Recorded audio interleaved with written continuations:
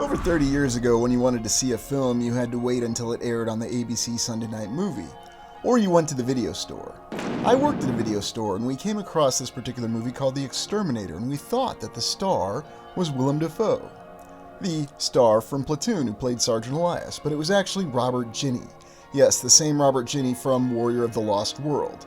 We sought films of Willem Dafoe because many people wanted to see him, and this was before his breakthrough roles in Spider-Man and The Boondock Saints. Some of those films included White Sands and others, To Live and Die in L.A. Willem Dafoe, for some reason, comes up a lot on this channel, and I thought now is the opportunity to really go back and do an exploration of the land of origin of Willem Dafoe, that being the state of Wisconsin. Come join me as we explore the marvelous old world of Willem Dafoe.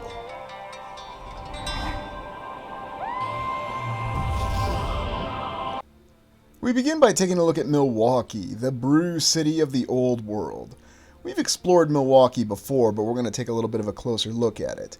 Now, in the interest of full disclosure to viewers, I do not know Willem Dafoe. I have never worked with Willem Dafoe, and in fact, when I worked at the video store, I actually thought his name was William Dafoe. He went to school at UW-Milwaukee. And what's intriguing about Milwaukee is we're informed by the official historical account that it was settled predominantly by Germans in the 1800s, along with virtually all the other cities and towns in the Midwest United States, all at the same time. But there's many interesting accounts with Milwaukee. Indeed, we've explored extensively the Mitchell and the Mackey buildings, which seem to be eclipsed by the more modern buildings, and yet when you look at the modern buildings, you have larger box structures, but you don't tend to have the wonderful artistic work. And yet, of course, we neglect the other older buildings that were much taller. When we look at the old images of Milwaukee, though, in different neighborhoods, we see the signs of much of the old world. And oftentimes this will be in the small detail that they apparently had the time and effort, again going off of the official historical account, to actually construct within their incredible city. Of course, when you look a little bit more closely at the details, you will see that there seems to be a lot of effort. What exactly is that? Is that a fire hydrant, or is that another one of those outhouses? And indeed, when we look at the fire station here, we see a very beautiful and ornate building. Why exactly does a fire station need to be so incredibly ornate? Why do we have to have perfect arches and portal windows? Yes, we'll be explained that the tower is... Wait a minute. Is that another one of those porta-johns? Or is it a fire hydrant? I don't know, I'm confused. Maybe when nature calls. When you look at the images, though, you get the impression that there does seem to be quite a remnant of the old world that was in Milwaukee. And when we explored Milwaukee before, we couldn't help but notice that there really seemed to be many different signs or indicators. Now, of course, we're looking at old images, but whether it's trolleys or these very elaborate and well-constructed old world buildings. And again, we really have to wonder about the scale of these, because we look at these images and we get different hints. This appears to be the Germania building with the numerous domes in the background, at least that's what they called it. There's also the numerous and very impressive churches of Milwaukee, many with steeples that exceeded 200 feet. And this was a time when such feats were considered to be difficult, although it doesn't seem to have been difficult at all. We've also explored extensively the account of St. Josaphat, another one of those incredible basilicas from the 1890s and built by the parishioners themselves. Immigrants from Poland who apparently were also expert artisans and craftsmen, as they always are, and they could pull off any sort of structure. But the incredible churches behind Milwaukee give us many different accounts. We might expect them to be all German or Polish or Catholic, and yet they show us many incredible structures that defy simple explanation. Now you could say, well, this is a large city and it's off of Lake Michigan, it's a port city, it all makes sense. And yet, when we look at different images from different time frames, whether it's the 1880s, the 1890s, we see the same bizarre details. We see the trolleys that are being pulled by horses, because apparently that made a lot of sense back then. You really think about this, why would anybody want to put the horses through this? Unless this was the only option that they really had. Why not just haul around a regular wagon that doesn't weigh so much? And then, of course, you see it mixed with the other strange signs, such as signs of the town being electrified, and yet more advanced structures. Here we have the old courthouse in Milwaukee. And naturally, we see that it's not just a single dome, but multiple domes, including the smaller domes.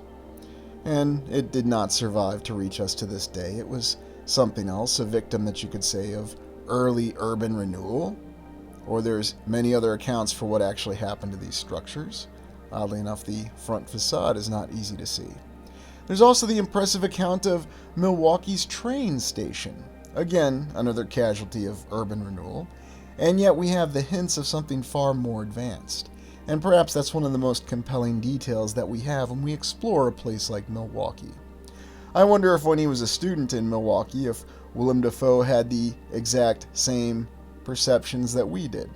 I don't exactly know what his real opinion is, and I respect him far too much to actually try to state or use lines of dialogue, although he might make a few appearances later in this exploration.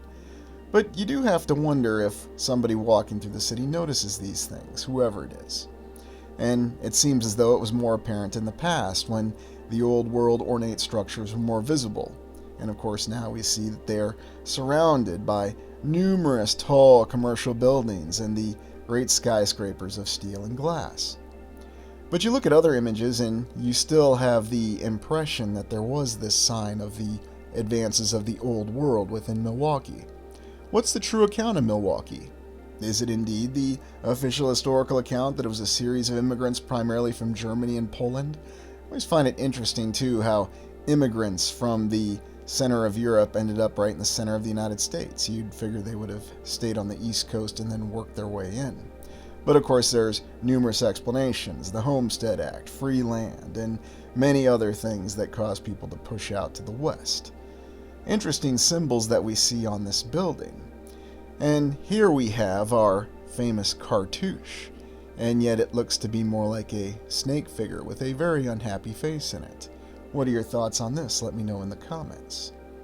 And we do see this in many of these buildings that are still hidden in the various streets across the city of Milwaukee, that give us the impression that perhaps there are some signs of advancement that don't exactly make a lot of sense. Why would anybody bother with this kind of ornate detail and decoration in these structures, whether this building was really built in the late 1800s or the early 1900s, or what have you? And yet you see similar signs of detailing that serve no functional purpose whatsoever, but yet they were placed in the building. The official response will be, well, back in the past, people simply cared more about art a lot more. And there's no shortage of these incredible buildings that were informed or constructed of granite or some kind of advanced limestone. Of course, Milwaukee is known for being the home of the cream brick, although of course what we're looking at here is certainly not constructed out of any sort of brick now, is it? And yet somehow they could still get very precise columns. You also have other structures such as this, what we might simply call as redstone, or made of something else entirely, and it includes one of these more advanced towers, again with multiple portal windows behind it. Now, you could say that this matches some of the architecture in Germany, but it also matches the architecture in many other places. Looking at the City Hall in Milwaukee, we'll be informed that what they decided to do when they built it in the 1890s is put beer steins on it. Of course, are those really supposed to be beer steins, or do they represent other things? Or do beer steins just look like anything and everything? Not really sure. But when you look at the base of the incredible City Hall, you can see that a lot more detail and effort went into its construction. How exactly were these blocks all formed and put into perfect position? Why doesn't anybody build a city hall like this today with this kind of ornamentation and detailing? And the answer will be cost. We just simply don't have the money. We have too many regulations, whether they be safety or environmental regulations. And despite our great advances in technology, despite our implementation of artificial intelligence, we just don't have either the will or the capability to construct such a building today. And yet, looking inside the City Hall, you'll find the very unique layout reminiscent of the great arcades that we've looked at in the past, the shopping arcades.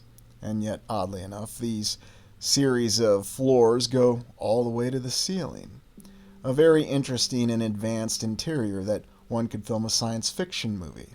On the topic of science fiction films, though, we have these original photos of the Milwaukee City Hall in the very early 1900s, and amazing how much it stands out, especially when you notice that the floor, or that the road and the surface is all covered with mud. Well, that would make sense. Everything was very muddy, and we had nothing but horses and tracks apparently going around with trolleys. Very intriguing. There's no shortage, though, of these incredible buildings that are across Milwaukee.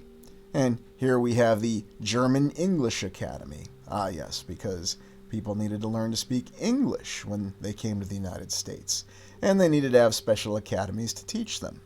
Interestingly enough, we don't necessarily have special academies, at least not buildings that are built with this kind of detail and ornamentation. So how exactly are we supposed to teach multi-languages to different people if we don't have very ornate and detailed buildings? I mean, are you supposed to do this in a modern commercial building? The other odd thing when you look at some of these structures, though, is it's as though they were expressing many different building forms. And you do see many examples within Milwaukee of these particular structures that we might think would be a little bit more limited, and yet they're still within the main city itself, such as with the Great Arch and the multiple columns, reminiscent of the City Hall that we looked at when we explored St. Louis. And so again, these architectural stylings are in many different cities. This ability to build was not limited to one particular area. We'd almost expect it to be limited to one particular area. Looking at some of the interiors, we also see a lot more of the prime examples of numerous portal windows and the interesting columns that have been integrated within the walls. What was the real function of this structure? Was it simply to have an advanced skylight in the 1800s? And in the many hotels, you'll still find that they're decorated in a way, although there are some points of the current era that have worked their way into the structure, you can still see its original ornate beauty. Now, to be fair, there are efforts by the current era to try to match these kinds of building styles and replicate them to an extent. Although when you go and you explore in person and you actually do a personal assessment of what these structures are constructed of, you'll always find that there is no comparison with the quality of the materials. There's also the fact that these structures are stated to have been around for over 100 years in most cases, and some much older, and they are still standing, enduring perfectly to this day. For example, could anyone do columns like this today? And now we look at the Mackey Building, part of the Two Buildings for One special by our favorite architect E. Townsend Mix. This Mackey Building also served as the Chamber of Commerce. We've looked at it in passing before, but a very beautiful and ornate building from the 1870s, of course. And looking at different perspectives of it, we can see that it has a very incredible ornamentation, done after the United States Civil War and during a time of a financial panic. Indeed, the worst financial panic that the United States would see until the Great Depression. In fact, they called this one the Great Depression itself. And yet, looking at the interior, it seems as though there was no expense spared. Even if there were just artisans who were willing to work 24 hours a day, 7 days a week, and required no logistical sustainment, and these materials were all just laying around right next to the building, how much effort would it have been to construct something like this? How much would it have really taken? And here we have the Mitchell Building, which is right next to the Mackey Building, again, also designed by famed architect E. Townsend Mix. And let's be clear, these weren't the only two buildings he designed in Milwaukee. In summary, he basically architected half of the old world buildings in Milwaukee, according to official accounts. We've looked at the Mitchell Building before, and here we see it next to the Mackey Building, the 2-for-1 special, or the City for a Deal special that E. Townsend Mix provided Milwaukee. And in his spare time, let's not forget that he also designed the state capital of Kansas. And he also designed a county courthouse in the middle of Minnesota because, he was the guy you called whenever you needed something. Well, whatever you want to make of the official historical account, it is quite intriguing, even if it's taken at face value. But yet other structures, whether it's the Pabst Theater here, that give you the impression that there is a lot more ornamentation and detail than we're used to seeing. Why is it that some of these cities have more of this detail than others? And the answer will be, well, some cities embraced urban renewal, other cities, based on politics or based on local flavor, decided to retain or value the historicity that was present within their city. There's many different explanations given, although it is fair to say that there's not a city that's completely removed the old world or the presence of the old world. Some cities have more than others. And perhaps what I'm fascinated most by with a city such as Milwaukee is that it seems to have retained many of these specific examples of this incredible and amazing old world architecture. And here we see some of the most impressive examples, these columns with the ornamentation and decoration within it. And once again, we see these interesting devices, these symbols. Do they really have a meaning? Why do they come up so often if they don't have any meaning? Was this just in the architect's handbook in the 1800s? And looking at another perspective of the City Hall, we can see that there are other old world buildings around it, that it's not in isolation. And perhaps that's one of the most amazing things about Milwaukee, is that from certain perspectives you can really get the feeling that you're actually back in the distant past, whether it was the 1800s or whatever time you want to think of it as. And we have interesting structures such as this that we've looked at before, and who knows what we might call this now. A bank, a prison. Well, we know prisons are always castles. And from an image that has questionable attributes about it, we notice that there's an extensive power signature. Ah yes, the incredible Pabst building. And let's not forget that the nickname in Milwaukee, in addition to Cream City, is Brew City. And Pabst and all the other beer brewing companies that are there, because Wisconsin had a reputation for being a drinking state from its inception. Oh, and we've got trolleys going by too. Another one of these advanced looking trains. Now, of course, you could say maybe they just decorated the train and that made total sense, but you also have this impressive train station behind it, with interesting towers and a lot of detail on it. Now let's think about this. If this was some sort of remnant, or for whatever reason a remnant of the previous civilization that managed to survive relatively intact in the reset, then how much of it really was preserved? And maybe that's the way we should be evaluating these cities when we do these explorations. Could it have been possible that there was somebody who came along and was responsible for cataloging and categorizing these buildings? That there was a different sort of taxonomy that was potentially applied? We've seen this design style in many other places, and you can't just attribute this particular design style to an architect such as E. Townsend Mix. It's apparent in cities all across the land, and not just in the United States. And yet, of course, we'll state that a building such as this, a mansion or whatever you want to call it, does have a limitation in terms of what architect it's affiliated with.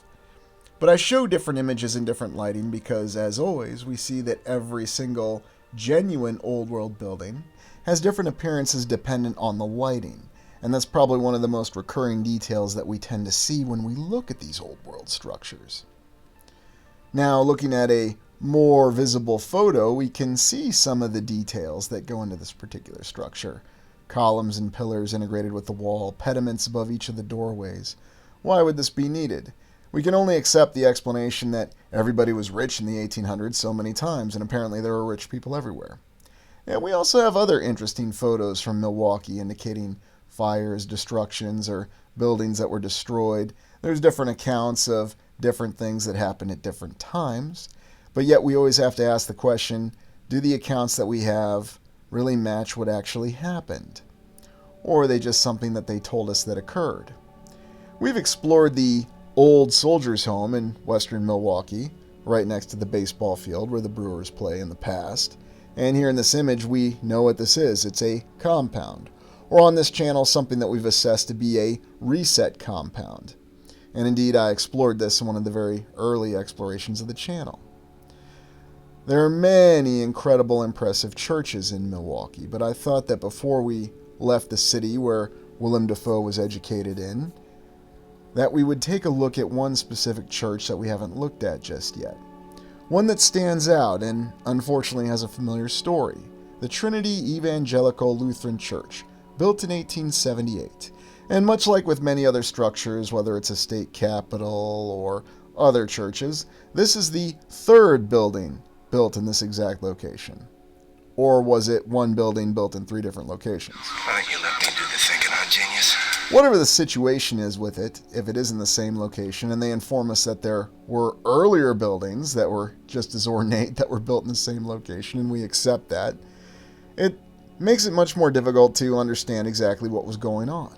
Because if this is the official historical account, then we're not just saying that we built one incredible church in the 1870s, but prior to that we built 2 incredible churches in a very short amount of time, shortly after the area was recently settled.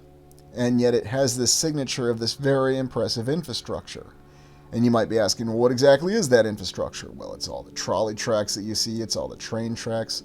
And look at this, another one of these very incredible oration stands that we have, or the pulpit, whatever you want to call it in church. What exactly is that? Is that some sort of transporter device from Star Trek? That is very, very advanced for this impressive church. And we can see that there are many details about it, and there was even the time that it had its original bells. And we always pay attention to the sound and frequency that the bells of these churches could potentially provide. And perhaps this is exactly something that we're looking for and paying attention to, because that's what we have with all these churches. And of course it has the very impressive and ornate organ.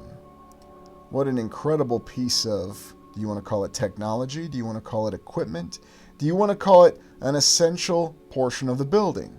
We have many different theories for why we have these things that are called organs, and yet here we do seem to get that impression of technology.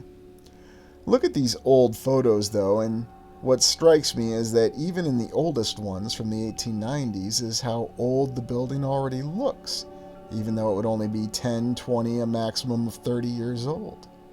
Now you could say perhaps that's just the effect of the monochromatic photo, and maybe that's true.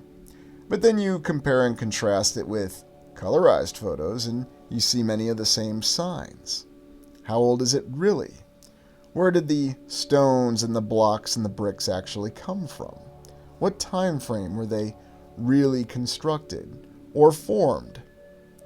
And looking in the interior, we do see that there's other examples of very impressive architecture and artwork, whether it's the colored windows or the main altar itself, in addition to all the impressive columns and each of the unique colors on the exterior, mixing with the interior to form a structure that's an impressive work of art. And I'm still unbelievably impressed by this incredible organ that they had in this church.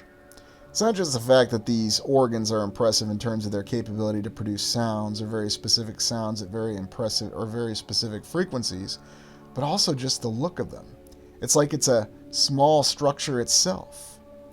And even seeing some of the detailing and decoration on the ceiling that I missed in earlier images, it's impressive how this church was really laid out and what it really could have represented. Just think about this, if there were structures like this all over the land, serving perhaps a different purpose, no doubt people congregating in them. But we see other details in this church, and we see that it appears that blocks have been added at a later time, almost as though they were trying to make sure that they cataloged the official historical account. And maybe that is indeed what happened, but that does not look like one of the original blocks or bricks of this church. And this does not certainly look like an original cornerstone showing the architect's name. It appears to be something that was added later. I could be wrong. I'm only giving my impression looking at images, but it is rather odd how much it stands out. I mean, it could be that that's how they wanted to recognize the architect. And look at this. One of the most interesting and impressive radiator layouts that I've ever seen. And of course, if you recall back to our explorations of the Iowa State Capitol, I shared that that particular state capitol maintained a perfect equilibrium of temperature regardless of the hottest days in summer and the coldest days in winter. I'm sure this radiator may have served the same purpose. So, does this church continue to survive in all of its glory today? Can you visit it right now and still see it in its impressive preserved state of old world glory? Oh, yes, of course, we have three-dimensional crosses on it, because why not? What could have happened to this church? There was a fire! Ah, yes, of course. Again, another unfortunate tragedy that we have. The random, isolated and yet specific location fires that can strike certain buildings. Very, very odd that this church managed to endure for over 100 years, and then finally it was struck by a fire in this particular century, but perhaps we could simply attribute it to misfortune. There's always any number of causes for a church fire: random lightning, or some other strange electrical malfunction occurring, or any other slew of causes. And the tragic reality is that this incredible edifice was struck down by this fire. That the fire deprived us of the opportunity to really experience it in all of its glory, because it's very clear that the roof in the interior was gutted. I'm not even going to bother posing any questions about how fire could actually burn down a legitimate structure like this. But I suppose you could say it has a little bit of a happy ending. The community rallied and they managed to raise funds for a restoration construction, much like a very famous church that we recently heard about over in Paris, in France. And we had this same story here for this particular church, despite this level of destruction. And you can see that, unfortunately, the very impressive interior that we looked at in the previous images is no more. It has been destroyed by this fire. But no need to concern yourself. The restoration efforts have brought the building back. And you can see that while it may not quite be its former glory, at least the structure still stands, and you can see something that somewhat resembles what it used to be. And I certainly don't want anybody to think that I'm denigrating the efforts that went into this restoration, and certainly it took maximum effort to achieve this. I guess it's sad, though, that we don't have the same organ, but I guess at least they have an organ. There's also Holy Hill, built 1926 to 1931. This is northwest of Milwaukee, near the town of Hubertus, if I'm pronouncing it correctly, and there's a nice little restaurant close to it called Fox and the Hound. A very impressive structure, built in the late 1920s and the early 1930s during the Great Depression. That's really out in the rural area. Now, from the very towers and from the ridgeline, you can actually see the Milwaukee skyline from this particular location. I'm showing different images because I did explore this on site, and this is another one of those very amazing locations. Now, according to the official historical account, we're informed that Jesuit missionaries actually explored this hill and designated it as a holy place. And there it endured as a holy place for hundreds of years, until finally they decided to just build a basilica on it, of course in the 1920s and the early 1930s, and finished it during the Great Depression, no less. And yet this structure is visible from nearly 10 miles away. It is very prominent upon the hill, and like many other bona fide Old World structures, we see that it has many different color appearances depending on the light. Now, yes, I know you'll say that applies to any other building. That's true, but for whatever reason, it appears to be a lot more apparent and a lot more striking when it's an Old World building. There's also the fact that there's no shortage of incredible artistic images and even more recent photographs that show the different perspectives and glory behind this building. And the fact that you can see it driving to it when you're 10 miles away. And as you get closer, it rises and fills the entire skyline. In many ways, it reminds me of other Old World structures, such as the Iowa State Capitol, which is built on a very prominent hill. And so I have to ask, what was the original intention behind this structure? Did it have the same intention as the Trinity Lutheran Church that we just looked at? Or did it have some other kind of intention?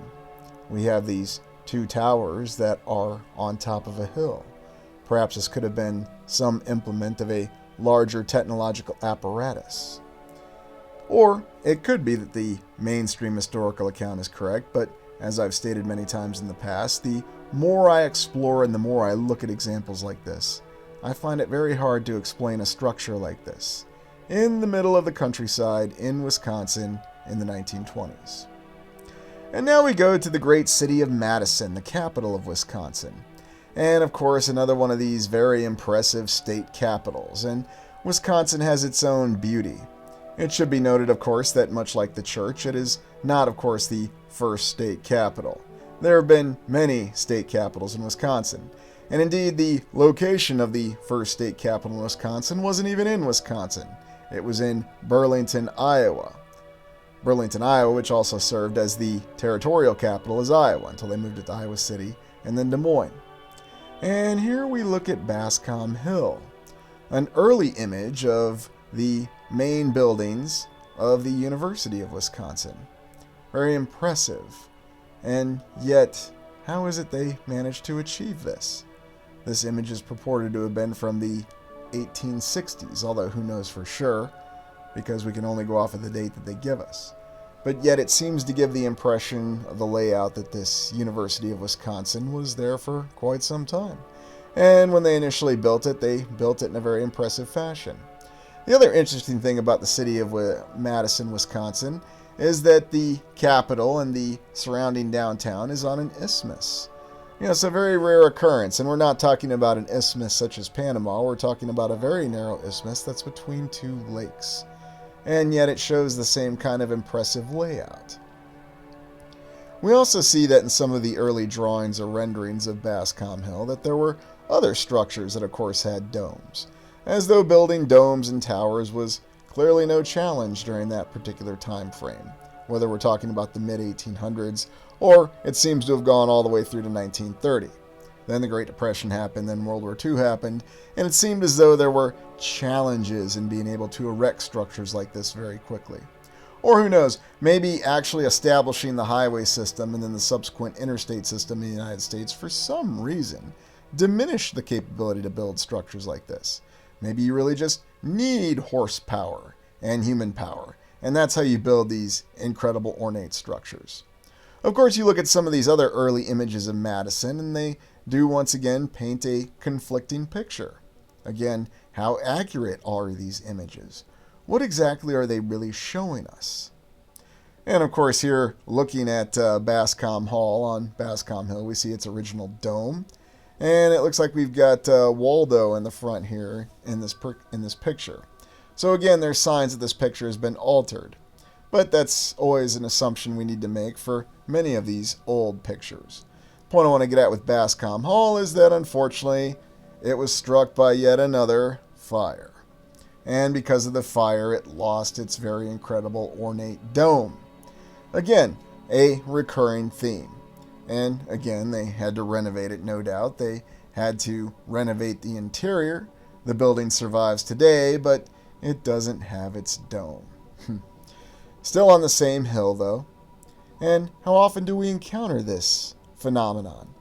Why is it that this particular situation occurs so often?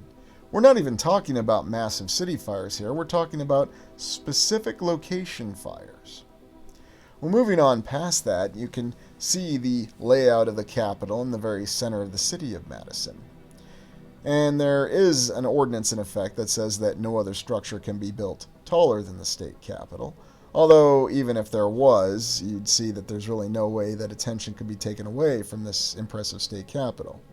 We do have construction photos of it, and remember that this is just one in a long line of state capitals, many of which were, of course, built during the 1800s because, as we established, it was easier to build things before the highway system was around. And, of course, we have the cranes on the dome, much like we see in other locations. Now, whether we're looking at a library or whatever the original intention behind this particular structure was, again, we see the same layout that we'll see in any courthouse in any random county across the land. Many different columns and, of course, ornamentation above the windows. And looking at early drawings or renderings of Madison, it does again seem to give the impression that there was already quite many extensive structures that were already erected there. So what's really the account?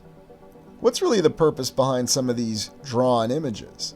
Why don't we actually have photographs? Well, the answer will be photography wasn't invented yet when they initially settled the area. This was the 1830s. Well, they had photography. Here we have a boathouse and the gymnasium, also known as the armory. Ah, yes, just the kind of things that you need in a gymnasium and a boathouse, which are turrets and a castle appearance. Everything needs to look like a castle. And here again, we have another one of these very impressive structures with what looks to be one of these fairy tale towers although you could almost say that this is a bell tower on this particular structure. Ah, the College of Law, University of Wisconsin in Madison, Wisconsin. But think about this with all these different accounts. How many buildings like this did they have where they had these impressive domes and these bell towers and all these other ornate detailings with their construction? How exactly did they pull it off if the official historical account is true? Maybe the most disturbing thing is if the official historical account is true, then that shows that we have lost tremendous capabilities over time. Is it all really due to the fact that we just simply don't have any money?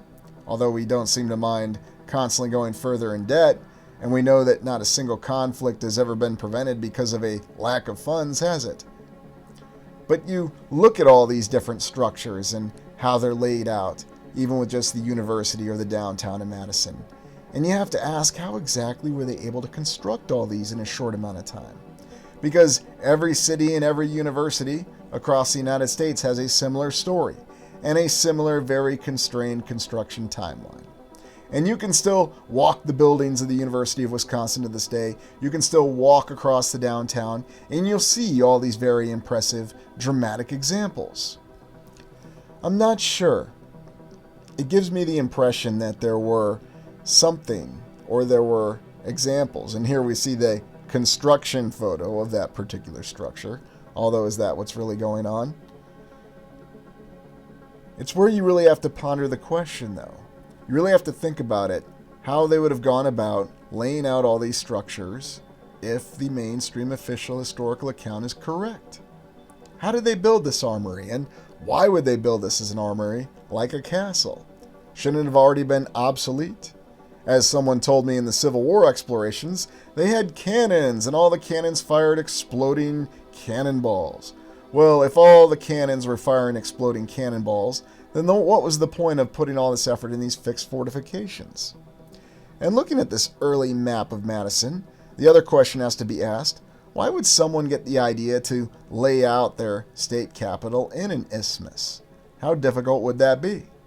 Or unless you're going to say, I'm bringing the construction materials across the lakes, and that's how we're going to do it. It should also be noted that the State Fairgrounds in Wisconsin is not located in Madison. And I'm simply calling attention to that because usually we tend to see state fairgrounds that are located in the state capital. Although there are accounts of different locations that the state fair was in Wisconsin and other states, I just find it interesting. It's actually located in West Allis, Wisconsin. And oddly enough, West Allis is also known for this very incredible factory complex. Now, when exactly this was constructed, what are the details behind it? A little bit beyond the purview of this particular exploration. But there's no shortage of photographs that show impressive, colossal pieces of equipment that were being used.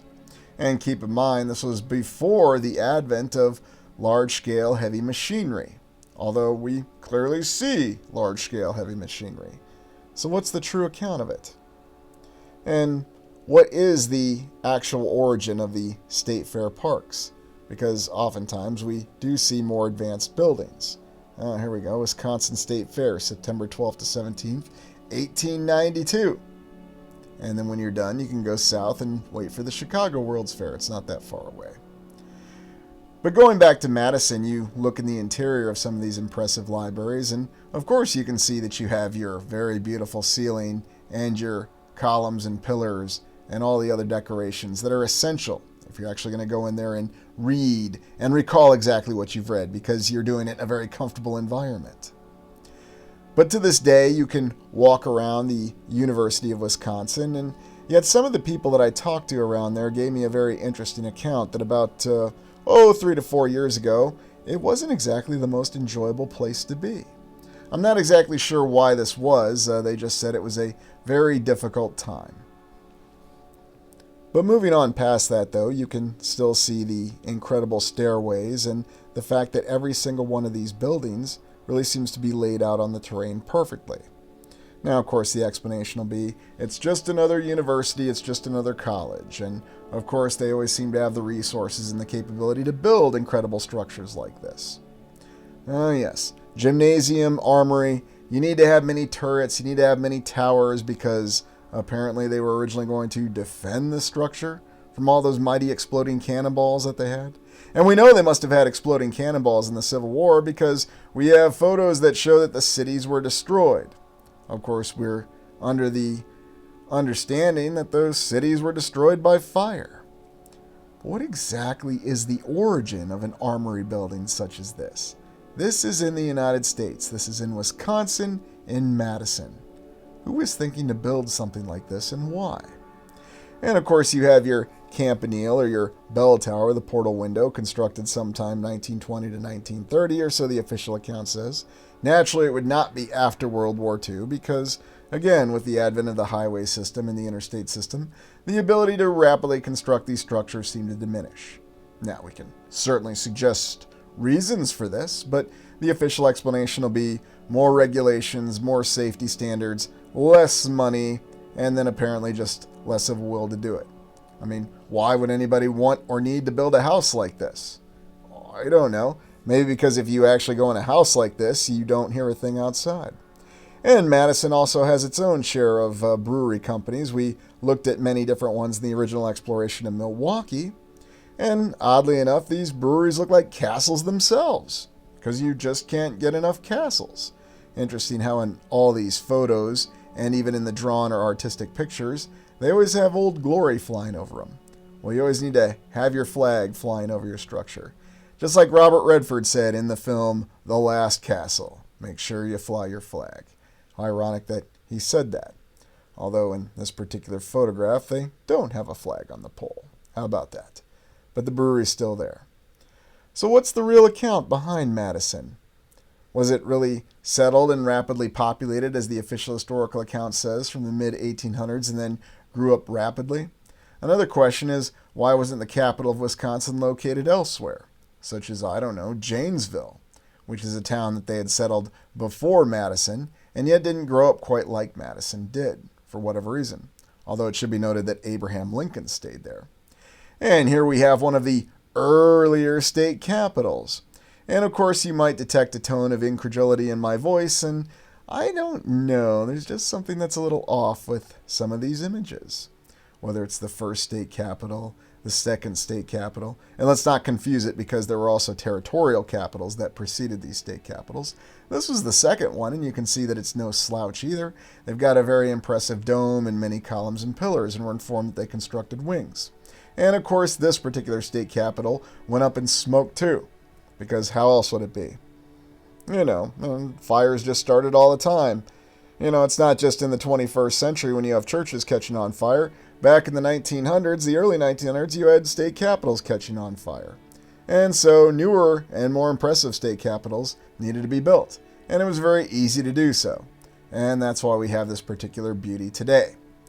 And I haven't exactly been inside of this particular state capital as much as I would have liked, but I do find the entire layout of Madison quite impressive. I also find some of the conflicting accounts with the history of Madison, yes, the official history, quite intriguing as well. There's also many law structures from Madison that don't exactly add up with our official historic account. Here we have another one of these very impressive boathouses. Now look, I understand it's an isthmus and it's an impressive city. You need to build the nicest boathouses. Of course, this one didn't survive to reach us to this day. Or any number of these very impressive and well-decorated hotels. If only we had a hotel like this. Well, it should be noted that there are some of these older buildings, these old world buildings that have survived and have been converted into hotels. And in my humble estimation, they tend to be some of the nicest hotels you can stay in. Much like if you find a bed and breakfast that's a bona fide old world home. And then you have other structures such as this, and what was their original purpose, and why would something need to be this ornately detailed on what they euphemistically call the facade out on the front of it, with the different arches. And yet we'll end looking at Madison by seeing that they once had another one of these very impressive standpipe water towers. So you can see that St. Louis was not the only city in the United States, or Louisville for that fact, that had these very beautiful and ornate standpipe water towers.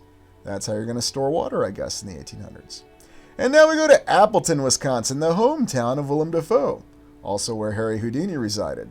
Oh, and I think Joe McCarthy resided there as well, but I'm not going to look that one up. Anyways, they have a nice history museum that is, of course, a castle. Yes, because I guess you just can't get enough castles. So did they build the history museum to be a castle, or did they find a castle and convert it in the history museum? And this is certainly something that I have tabbed for an on-site exploration, because it's very, very odd that they're usually so direct in having the history museum be a castle. Of course, I'm speaking in total sarcasm if you can't pick up on that. And here we have the Fox River Paper Company. Another one of these very astounding and stupendous complexes that endures to this day. Now, we have to ask the question about the way industry functioned as well in the 1800s, because, again, it seemed as though they were able to rapidly construct very impressive large compounds with smokestacks, towers, and everything else. Now, really, is that how you're going to build some of your factories or a mill with very beautiful ornamentation on it as well? This does seem to be a little bit excessive, and there's also the fact of the immense size of this particular compound. And then there's the numerous impressive bridges that run into Appleton. And I have to wonder if young Willem Dafoe, when he was going around here in this town, ever had any idea of what he was really looking at. I mean, I'll admit I certainly didn't have any idea of what I was looking at when I was going around my hometown growing up, and yet there were many examples of architecture such as this, or this John Street Bridge that is so very impressive. When exactly was it constructed, and how were they able to do it so easily? Now, you'd say, well, how are you assuming that they did it so easily? Simple, because of the fact that it was done so often, much like with all these other buildings that were constructed in a small period of time. Here we have the Lawrence Memorial Chapel. And yet, for some reason, this almost seems like a structure you would expect to see in the Deep South in the United States. But we're not in the Deep South. We're in Wisconsin. And you might see an example of another one of the cartouches right here in the middle. So again, many of the same architectural stylings and many of the same symbols. And of course, what would a city or town be without an asylum of some sort? And of course, Appleton had its own asylum. It did not survive to this particular day, but you can see that it has all the details that an asylum would need from the 1800s. The very tall tower, and of course the large wings and the many floors. Of course, much like many other cities that we've looked at in Wisconsin, you can see that Appleton has another bell tower here on the corner of the building. You actually see this in a lot of the towns in Wisconsin, no matter how small they may be. And then looking at the original map of Appleton and these bird's eye view maps, and we've examined these in detail before. Are they really giving us a true picture of what was actually going on? Or is it merely just an artistic representation? Now, some other explorers have suggested that the whole point behind the bird's eye view maps was simply about planning a land grab. That they were doing basically a reconnaissance from the air, although how exactly they were doing that in the 1800s is topic for debate, but they gave you an idea of what the layout of the particular city was. Ah yes, and Appleton had its own armory right next to the Presbyterian Church. Apparently this armory didn't survive to become a gymnasium like the one in Madison did, but again, another city with an armory that's a castle, and another very impressive church, because why not? And so when you start to look around, you get an idea of just how advanced and how many examples of old world architecture we have. For example, one of these old pools. Now, you don't see pools like this so much anymore, but apparently they used to be a lot more common. I've wondered, were these circular pools actually from our current civilization, or were they from the earlier civilization? And looking even closer here at the paper company, you get the idea, though, that there was a lot more that went into the construction of this particular building at a time during the distant past. And of course, people will tell you that there was quite an odoriferous odor that accompanied being around this paper company, as there usually is that's around any other company or production mill or, dare I say, meat rendering plant. Oh, here we have a couple smokestacks on this. So what was the real origin behind this particular complex? Was this something that our civilization built, or was it someone else? Why on earth did they decide to build an armory in Appleton, Wisconsin? They didn't know there were going to be all kinds of troubles, certain uprisings. And again, we see another example of a very beautiful and well-detailed church. And who's exactly building churches like this today? Well, there's some efforts. You can find an example in La Crosse, although in my humble estimation, Our Lady of Guadalupe, if I'm saying that correctly, just doesn't match any of these churches that we've looked at in this exploration, or any of the other actual Old World churches. Of course, it was built in the 2000s, and they had the advantages of the modern interstate and the highway. Oh, and they weren't building all these structures at the exact same time like they were in the 1800s, but for whatever reason, it just didn't compare. And what would be a town without the castle schools that we've oftentimes looked at? Ah, Lincoln School.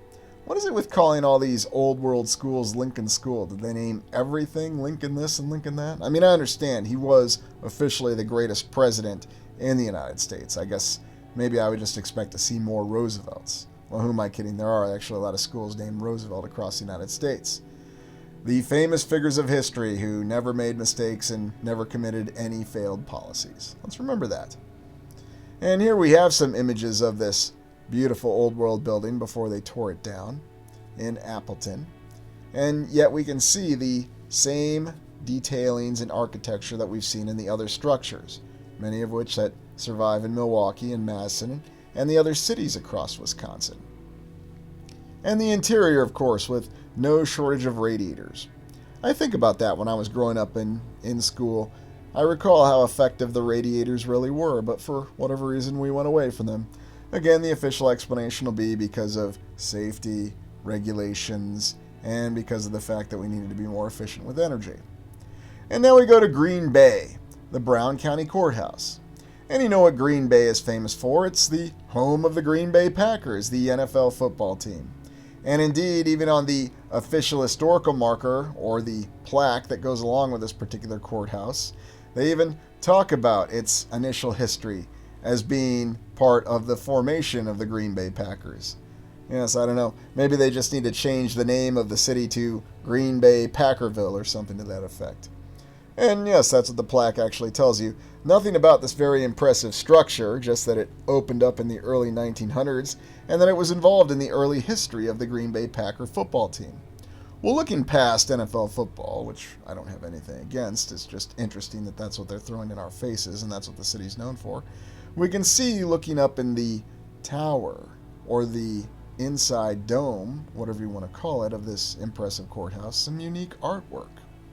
And indeed, there's also the other details that we have in this county courthouse, with very incredible columns made out of the more advanced, what will be informed as marble, but again, I often don't posit if these are much more advanced materials, created by some advanced process that's been lost to time. And indeed, the exterior of this courthouse is holding up extremely well to this day. Look at some of these spheres and the details in the architecture here. And when you look a little bit more closely, you might notice that we have, again, some of the same symbols that we've seen in many other locations across the land. Again, there it is, the cartouche. What exactly does it mean? Was there originally something on it? Was there an angry face, or was it supposed to be blank? What exactly do those represent? And again, it's another very impressive courthouse. And I think when we looked at the Polk County Courthouse in Des Moines, Iowa, how it compares and contrasts with this courthouse, we do get the impression of much more advanced building capability. And again, I have to ask the question if one can take photographs within this courthouse. Probably not, but at least somebody could. Again, what exactly do these images have to do with representing justice in Green Bay, Wisconsin in 1900? Or why don't we have a bunch of football players painted up there? You know, the Green Bay Packers. I mean, that's what the city's known for. Being a little facetious, but it should be noted that Green Bay is officially the oldest town in Wisconsin, first settled. At least that's what the official history says. But what's the real account behind this incredible courthouse? And this is definitely one of the greatest beauties, and we've seen some incredible ones as we've done our explorations on this channel. And again, we can see the different coloration within the foundation stones, the walls, the columns, the pillars, and even some of the decoration that remains to this day on the pediment. And of course, a tower, which is what now contains a flagpole. And what would it be without looking at the football stadium? Of course, this is not Lambeau Field, but this is the football field that preceded Lambeau Field, when the Packers played from the 1920s to the mid-1950s. Oddly enough, it's right next to another complex, another compound with a smokestack. What are the odds? And of course, that's exactly what this entire city is known for, and indeed, the entire state of Wisconsin flocks to this particular town to this day to watch the Green Bay Packers play. And the grand tradition of American football, which oddly enough did not exist at all according to the official historical account in the 1800s. But it's really big in the 1900s and onward, so as I'm fond of saying, make of it what you will. There's many other structures in Green Bay that reflect the more advanced architecture and some intriguing details within them. But again, was this really the oldest city in Wisconsin? Was this really settled by fur traders in the distant past? And here we have an older image of the City Hall in Green Bay, because it's not enough to have a very impressive courthouse for the county. You also need to have a very impressive and detailed City Hall for Green Bay. And isn't that an interesting tower? I've never quite seen anything exactly like that. More variations on the architectural style. And let's take a look at this old lighthouse. Longtail Point. Is that exactly what this is, an old lighthouse? Very interesting structure. I'm reminded of the water tower that we examined in Whitewater, Wisconsin. A water tower that has many strange legends associated with it. Is that exactly what we're looking at here? Is this originally the remnants of a lighthouse? Or could it be possible that this is the remnant of some other structure? And maybe that's all it is, but whenever you come across brick structures like this, or the remnants of bricks, especially in the United States, it has a way of getting your attention. And one other thing that Wisconsin is known for is these random Monadnocks, as they call them. Yes, these strange outcroppings of rock that just seem to be in very random locations. Now, what makes this even more intriguing is not just going around and finding what remains of these today, and actually you can see many of these today as you go in state parks across Wisconsin. You might recall our Castle Rock exploration in the very origin days of this channel, where we looked at the Castle Rock Formation. But you'll find that many of these rock formations still exist in random locations in Wisconsin. And I wonder if a young Willem Dafoe ever came across them and asked the same questions that we do right now. And Castle Rock here, just this outcropping of rock. Is this really a natural formation? Well, we'll be assured that it is by many different officials and geologists and historians and scientists. But why does it seem like it gives us more of an impression that perhaps it could be something else? Indeed, such as this one here near Madison, Wisconsin that we just looked at. So you can see that these are all over the state. And why did they put the effort into photographing these in the distant past? Oh yes, we even hang flags on these natural towers too. Of course it says it, Natural Tower. Devil's Chimney, Mount Vernon, Wisconsin. Yet another one. And yet another very old photograph of it. What's really the story behind photographing these Monadnocks? I mean, I can understand people wanted to do natural photography, but was there some sort of a reason that these were well documented and well cataloged at the time? Rock Dodgeville, Wisconsin, or they changed the name on this one. Not really sure, because remember what we talked about? Wow, look at the size of this one. You can see those 4 people standing right there. Isn't this a very impressive structure? I'm sure it's completely natural because there's trees on top of it. You wouldn't have trees on top of something that wasn't natural, right? And then, of course, another Castle Rock on the Wisconsin River. So what's really the account behind these particular structures? What's really the account of Wisconsin as a whole? There are many mysteries within this state. And oftentimes it does get overlooked, and even by myself, because I recall that in the origin days of the channel, we looked at many of these mysteries. And then we moved on, but it's always important to go back. And I think I'm appreciative of the fact that, for some reason, Willem Dafoe came up so many times in our exploration for whatever random reason or other. And we decided to go back and take a look at the land of Willem Dafoe.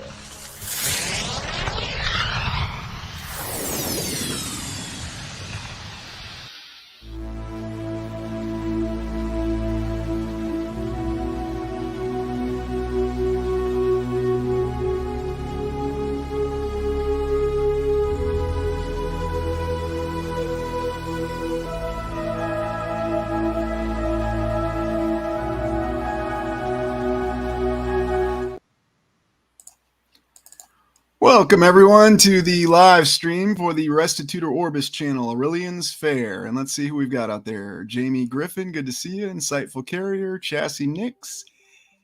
And who else do we have? Go ahead and say hello at this time. Hey, OIC, it's good to see you. M1, go ahead and say hi if you just logged on.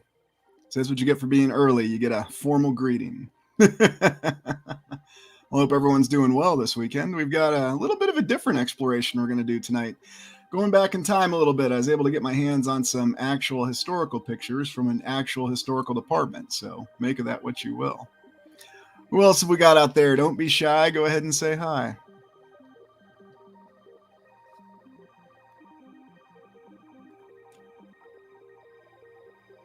Yeah, I know you're all still logging on. All right, well, I'm going to go ahead and get the first image up here. Just give me 1 second.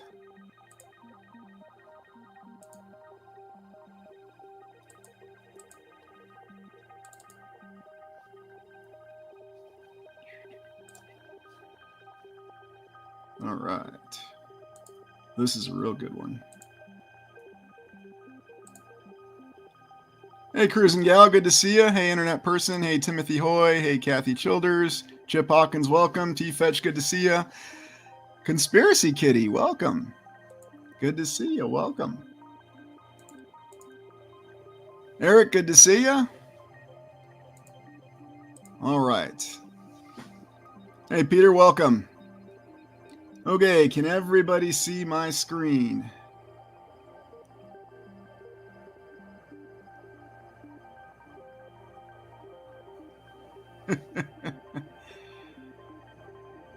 All right, got someone from Melbourne. That's awesome. Okay, hey Charlie, good to see you. Icy One, good to see you. Atom Bomb, awesome. All right, everybody's getting on board. Peter, good to see you. You got it, Jamie. It's an observatory. Would anybody care to guess where this incredible observatory might be located? Hey, Tristan, welcome. And yes, this is still standing today, so you can still go visit this one today. And believe it or not, I was not aware of this one. No, that would be the first guess, though, wouldn't it? We're well aware of the observatory in California. Hey, Cruising Gal, you get a star. You're right. This is in Wisconsin. Well, Conspiracy Kitty, for all we know, it might be the Vatican's Lucifer telescope. Does look like Iowa. You're not too far off. Hey, September 26th, welcome. Not a bad guess there, Chassis. Not a bad guess. Yeah, it's actually in Wisconsin. Yeah, you're probably right on that one there, Chip. So, this is the Yerkes Observatory. Anybody want to venture a guess what year this beauty was constructed in?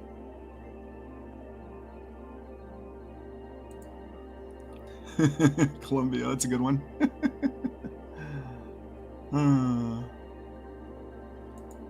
Well, as far as I know, this is not that one. No, you're not too far off, Charlie. You're not too far off. You're in the right century. Hey, JK, welcome. Oh, 1786. That would be cool. Oh, Kathy, you're really close. You're probably, well, M1's even closer. 1895. You're all in the ballpark. So, 1895 is what they tell us this little beauty was built in. We'll take a quick look at it here. It's amazing that this one survives. So this is the Yerkes Observatory in Wisconsin. Now there's a connection here that we'll get to with this observatory and the Chicago World's Fair. That's a good one. Yeah, exactly, Insightful Carrier. Sometime in the past. Oh, I like that too. Oh, I see. Yep. Just insert arbitrary year. It was built sometime in the past. That's kind of what we're down to. You're not too far off. I'll tell you exactly where it is in the comments, so. Yeah, exactly. And remember, Robert, everybody worked really, really hard. Yep, it could be, JK. It could be. All right, let's go to the next image that we have of it. So check this out. Look at some of the detail on this. Just for an observatory, and this isn't even the main dome. Yeah, funny you say that, because that's exactly what they say in the account of it. Look at the height or the length of some of these columns. That's pretty amazing. Now, it looks sectional, but I haven't quite seen anything like that. And then you get a little closer, and then you see scaling with the columns yet again. Yeah, absolutely. Thanks for that, Charlie. Yep, go ahead and do that, everybody. I appreciate it. Now look at that. They got a little AC unit right there in the window. Or something.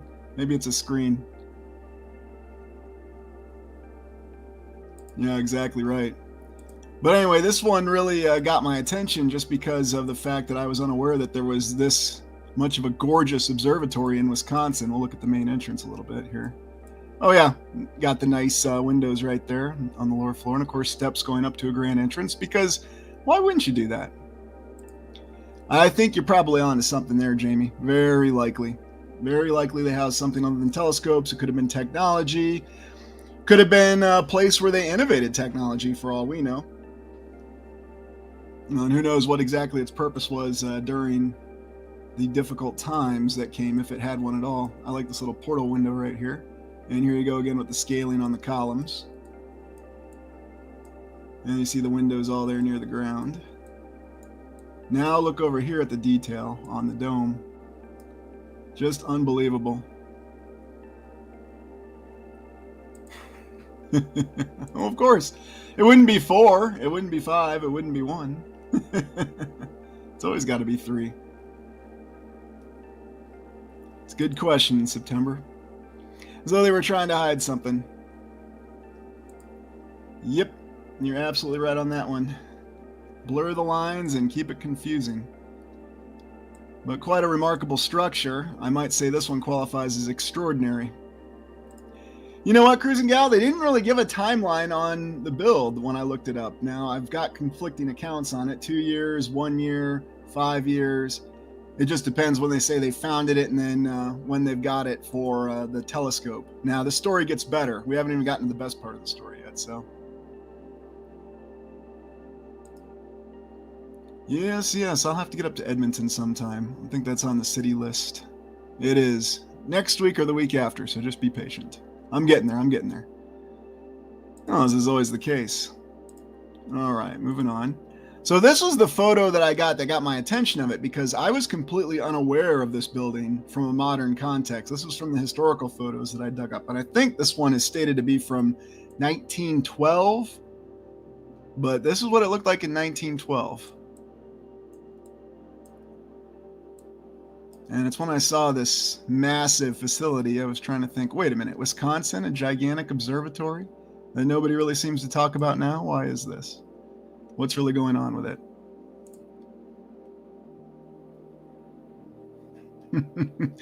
Yeah, Conspiracy Kitty, and that's something Adam Bomb brought up last week with all the brick and glass, and I think he stated it on a comment on one of the videos. So, yep, all the subsidiary construction materials, the glass, the brick, just the baseline material.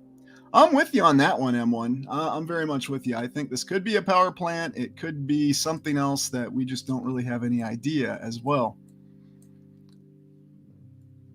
You know, I mean, something that has the similar architecture where you could say you need to throw a telescope. Okay, fine. But then what are the subsidiary domes for? Smaller telescopes, of course. Because why have one big one? You can have 2 little ones. So as far as I know, they do. Chassis, I know the big one does. So that's a good one. Yeah, that's kind of tough to classify as a brewery, isn't it? Oh, goodness gracious. All right, next one. So here's a picture of the staff. This is from the 1920s, 1930s. Looks like we've got a little flapper, the conflicting account again, although for all we know it's modern. But the big news of the observatory is the telescope. It has one of the largest telescopes in the world at the time. Yeah, I'm with you both on that one. Lasers or weapons, it could well be. Or maybe some sort of projection technology to harvest energy from the atmosphere or to generate energy, or who knows. Or maybe they had some sort of threat from the sky. It was a defensive apparatus. Something like that classic Star Trek episode. You know, I mean, these sci-fi ideas didn't come from nowhere, although people like to think that they do. So, yeah, I'm with you on all that. Well, there you go. And it definitely flies in the face of what we're told in the narrative. One thing that was funny for me, and I'll be going back to the Civil War here, is there's going to be a video that focuses on all the women soldiers that fought on both sides of the war. I'd never heard of that before, so I don't know if that's a late insert or if that's an actual documented piece of history. It never came up back when I was at the university, but I don't think it was in vogue back in the 90s and the early 2000s. So what can I say? Oh, look at that. Cruising gal's got the sharp eyes. Yes. Good one. It's called the Yerkes Observatory.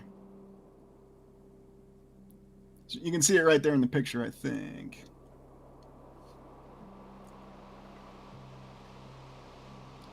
Probably a little bit of both on that one, September 26th. And yes, that is Albert Einstein in the photo. At least that's who they say it is. It does look like him. Another interesting individual. Well, exactly. You got to make it look cool. You got to sell it, and it's got to have all the atmospherics, you know.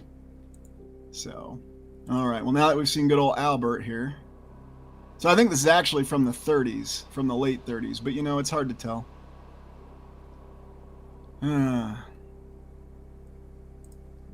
Here is the supposed construction photo of the dome. Now, what do y'all think of this one?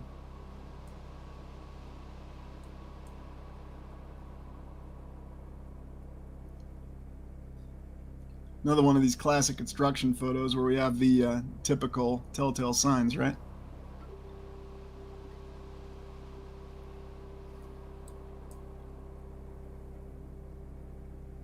Yeah, exactly. That's what we assume. But maybe there is something up there they actually want to see. As always, Jamie, what else would it be? Another foggy day, steel. Well, yeah. That's what they'd have you believe. Oh, that's a good call out. It does, doesn't it? But I guess it only takes what? We see 3 people there, so only 3 people actually working on that. That's all you need. Hey, Radioactive, welcome. So we got more people joining us, so it's good to see everybody. We're looking at the Yerkes Dome. This is in Wisconsin. This was a dome that was constructed in 1895, if you're just joining us. And the telescope that went in this dome, the main dome, was actually featured in the Chicago World's Fair, the famous one in 1893. Well, thank you very much. I appreciate that. Welcome, OG Scotty Skid Row Interviews. Yep, exactly. 3 people to supervise a bunch of invisible people, right, internet person? Well, good to see you, Andy. Yeah, isn't that funny? Good call out on that one, OIC.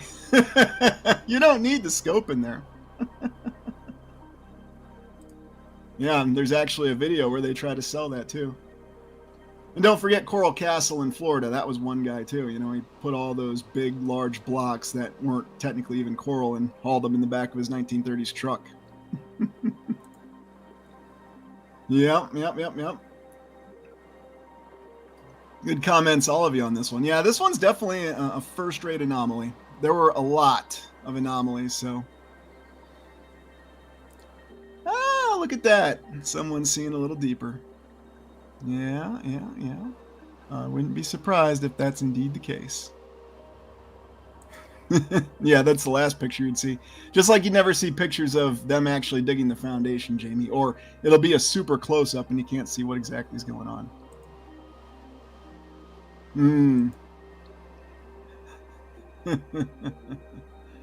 Yes, indeed. All right, let's go on to the next one. So here's another one of the main entrance, and look how elaborate this beauty is. Does somebody want to tell me what a bunch of horses has to do with observatories? I mean, I love horses. If you don't know, I've got a few, but these are nice horses, and they put them on the front entrance of the observatory. And here, let me pan out so you can see. Yerkes Observatory, University of Chicago.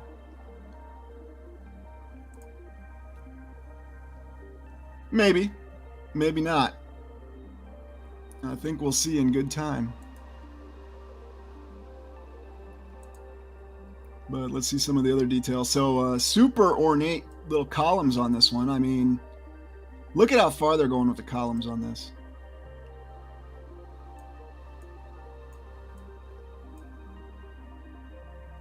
think it was 4, Peter. Let's take a look.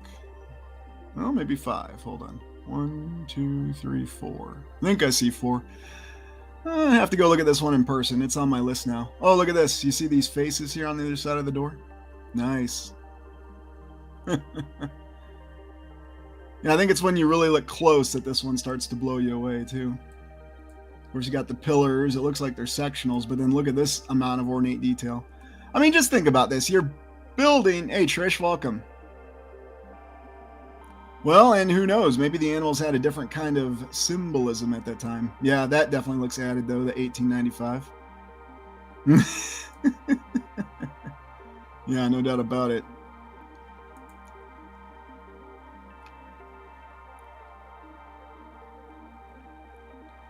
Hey, May, welcome. Thanks for joining us. Hey, Jimmy, welcome. Good to see everybody. Yep, and you're right, Jamie, and it is over-the-top craftsmanship, because what else would it be? Because, you know, they had all the time in the world. Look at this little ornate detail here. You know, and usually you see these blank now, but this one's actually filled in, which I think is quite amazing.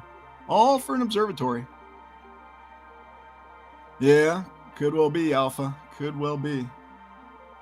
Oh, and let's not forget, you got the little portal window over there, because, you know, it's not that kind of architecture unless you have a portal window. Still, I mean, just looking at this, and this kind of window right here, you can see it. Just unbelievable for an observatory. Walking up to that. Oh, and of course you got, is this supposed to be a globe? I don't know. What do you think? Some elaborate light? I'm not sure.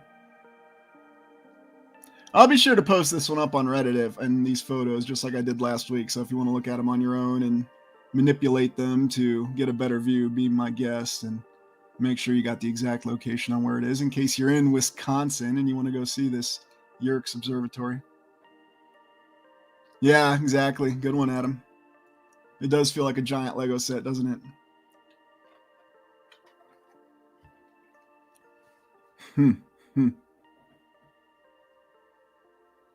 I was wondering when someone was going to ask that question. I always find it funny that it's the magic number of 1,000. So I don't know, to be honest with you. See evidence both ways. I think we're supposed to think that we're after it, but I've noticed there's a lot of demoralization that we get through all different means of information. So, yeah, and those pictures were hard to come by.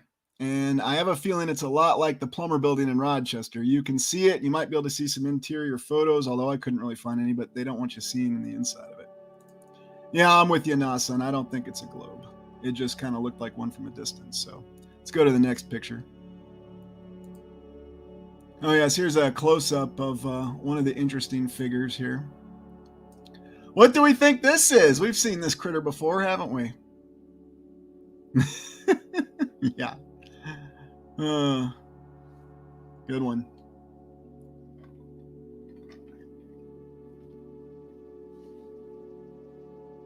Oh, come on, you let me down. Celestial sphere with the zodiac. Yeah, that's right. Oh, Chimera. Chimera, however you want to pronounce it. Yeah, one sad kitty. One sad kitty with wings. It kind of looks like a mix between a lion with wings and a griffin. Huh? Oh, yeah. Somebody was paying close attention to the videos, weren't they? Good question, Cynthia. Good question. I don't know what that Y stands for. Yeah, exactly. Oh, Manticore. That's a good call out there, Jamie. Yeah, I think that is a little different than our classic griffin for sure. But I thought it was a unique figure, and so I'd highlight it. Hey, Dwayne, good to see you. Yeah, maybe it was Daily Planet. I haven't gotten to Switzerland yet there, JK, but I will be working my way around to it. Let's go on to the next one here. Well, I think that's it. Yeah, limited photos available on this one, so no surprises. That's a good comment. Maybe that's where they got the idea for it. Well, and, you know, I hadn't planned to integrate this, but I thought I'd start the presentation with it just because it is something that's that unique. So Yeah, exactly. And isn't it funny how it does have an emotional expression? You know, they have that kind of artistic capability that they could impose an expression like that. I always found that very amazing myself. So, not exactly sure what to make of this one at the end of the day. Very unique building. Yeah, could be. Could be all that. Interesting symbol below it, too. Right down there. I don't know, for some reason it's reminding me of the glaive from Kroll. But, you know, I see glaives everywhere, so pay no attention to me. Yeah, that could be Jamie. Could be something on that, so. Well, it would definitely fill out your kitty quota, wouldn't it? Don't know if it'd fit, though, but maybe it's an outside kitty. All right, give me 1 second. We're going to transition to the next group of pictures here.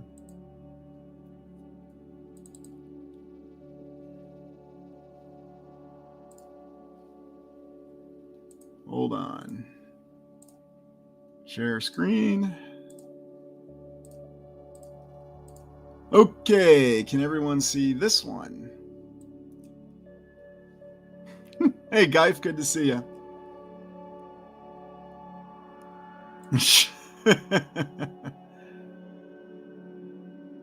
Yeah, that's an interesting call out, isn't it? That is a very interesting call out.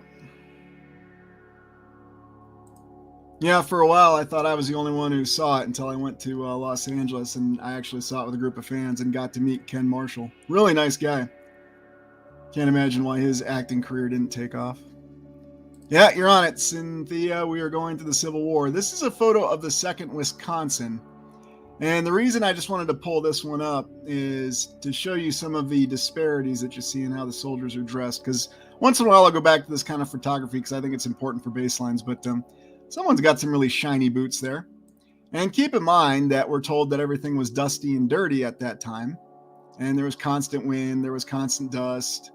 You had coal all over the place. Someone tried to say that's the reason the buildings look so bad because they were burning coal all the time. Yeah. Yeah, dead on with that one there, Timothy. It's part of the historical photos that was going through for part of the week.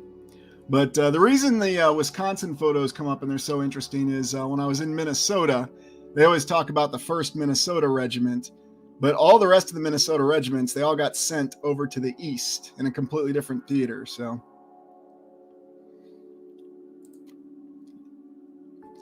maybe chassis, or maybe they only sat there for a second. I mean, they don't look like they've been sitting there for hours, uncomfortable. They look like they were literally just eating and they said, hey, look up, we're going to snap a picture. Yeah, that's a good one. Oh, great comments here. Oh, yeah. Maybe.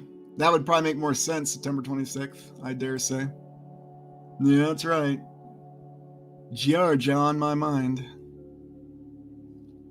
So anyway, it's just a little bit of a callback because it's supposed to be so dirty, yet it looks like everyone's having a good time. Oh, look at this guy's expression.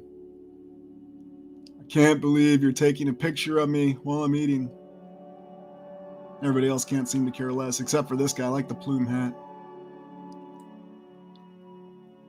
So it's just funny to kind of consider their activities when, yes, we thought that they would be in a position to just have a meal. But, you know, it's funny, you look at this. There's almost something that looks semi-modern about this. This kind of reminds me of the camo knitting that you see with modern militaries. No, they sure don't. Well, yeah, you got to travel with your tablecloth. And speaking of modern militaries, they don't bother with tablecloths either when they're in the field, quote unquote. So, oh, very good question, Adam. Of course, you would be the one who sees what I was trying to point out. Brother from another mother, he's on it again. Well, yeah, you know, come on, cruising gal, you got to have a tablecloth. It completes the setting. How can they be expected to eat unless they have a tablecloth? See? And a nice tablecloth, too. That almost looks like Tabasco sauce. Hey, Old World Georgia, good to see ya. Well, exactly.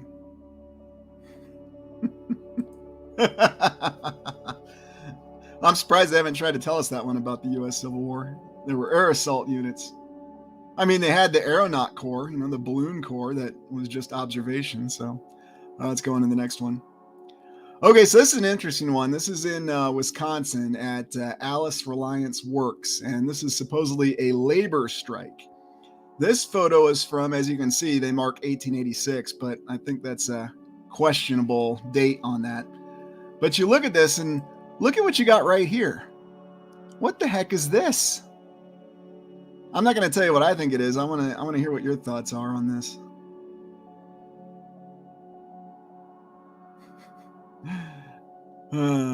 Yeah, good question on the belt buckle too from the previous picture. But I mean, just look at this. Look at some of the infrastructure that they have on this picture. 1886 from a labor strike. Now, of course, they got the militia, the National Guard at the time, and they're all nicely dressed and standing in a nice formation. So, yeah, it might be a hull. And that's what they'll tell us, Cruising Gal, that soldiers are lined up to stop a strike. But isn't it funny how we just see soldiers, we don't see any strikers? Yes, I did. It was probably back in May, I believe. It was before I took one of my only breaks from the channel. Yeah, interesting photo because it looks like you have a military formation here, but no strikers. So it's almost giving you the feeling that there's some sort of occupation going on here. Because I don't see fixed bayonets or any of the means they would normally use to scare off strikers at the time, at least what we're told, so. Yeah, and that's why I picked it, Jamie. It is very strange. And this is from the official historical archive of the state of Wisconsin, so.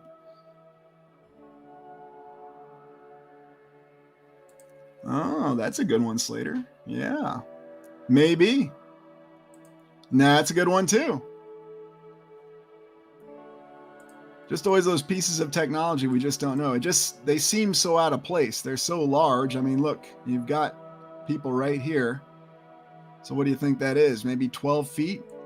What would the diameter on that be? What would that actually be, especially in that time frame? Oh, good one, Cruising Gal. Well, even that telescope wasn't that big in terms of diameter, but wouldn't that be something? So, is that why Impalas can't handle? I'm on with that one there, Old World Georgia. Yeah, cut up dynamo or the remnants of one.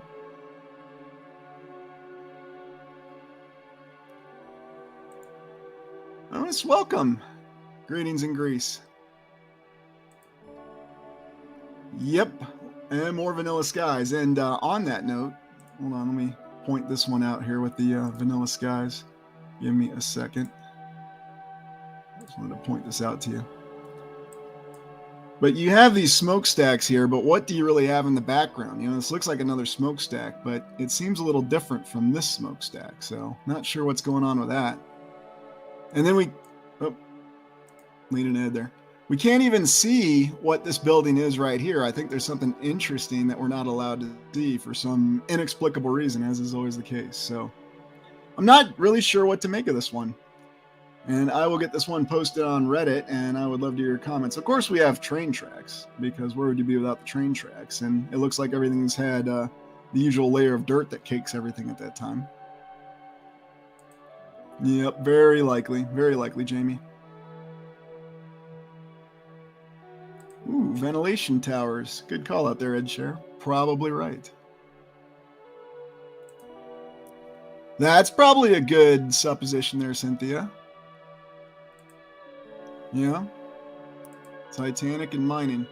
It's just very interesting, you know, and they say it's a labor strike, but of course with all these labor strikes, we only ever have painted pictures. We never actually see any violence because, you know, cameras couldn't capture that kind of stuff then. Just like the Civil War. You know, they probably are. Okay, I'm not condoning this. There was a person I used to know back when I was teaching who would go and climb those big chimneys and do it for fun. And it was back in the early days of YouTube and they were trying to get views, so just about fell off of one, so they stopped doing that. Well, thanks, Ed. I appreciate that. Maybe, Old World Georgia, maybe. I mean, we don't know what technology they had. Yeah, that's what I think. Definite commandeering. Occupying the facility, evaluating what technology's there, what can they use, what do they plan to use, and then what do they have to wreck? Because remember, this is a military unit at the time. And a very well-equipped military unit, if you look at it, for what's supposed to be National Guard militia. Now, even if this is 1880s, they're pretty well equipped and pretty well dressed, so who knows? And who knows what the heck is going on back here? Maybe they had hydraulic cranes. That's how they did it. We just don't know. Yeah, that's what you'll see in that. And then they'll just say, well, they couldn't move, even though we've got a picture of a pass and review in Washington, D.C. where they are moving. So I don't know what to make of that one. Yeah, there you go. Commandeering and cataloging. And then keeping anyone else who might be wandering around away from it, very likely. There you go. Don't worry, Tesla's going to be dropping by. We got some patents to hand over to him. I'm kidding. I'm kidding. Sometimes you got to have some fun with this. So, all right. This is a good one. Okay. Our castle picture. Let me zoom in a little bit so you can't see more on this because this is a fun one. So, I think I remember that. So we got our patented castle picture. Now, if anybody could possibly guess where this is, I'll be very impressed. So, little Jeopardy here. I'll give you 30 seconds on this one. So,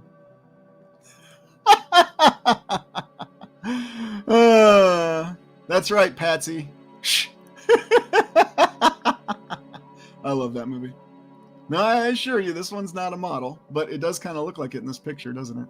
Hey, that's a good guess there, Chassis. Yeah, Legoland, you would think.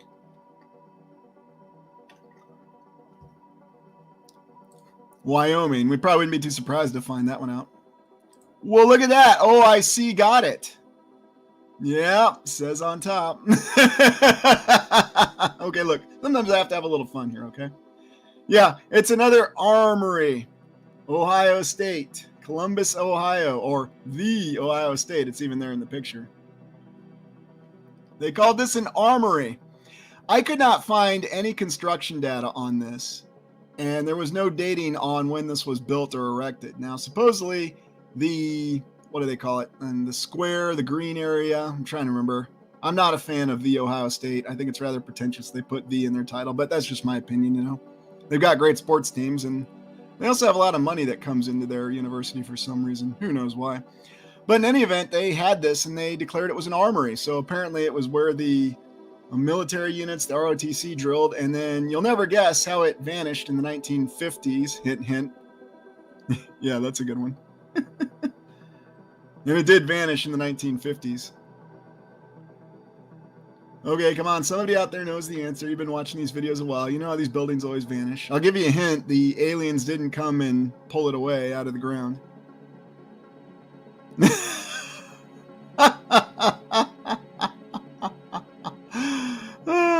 I love the references.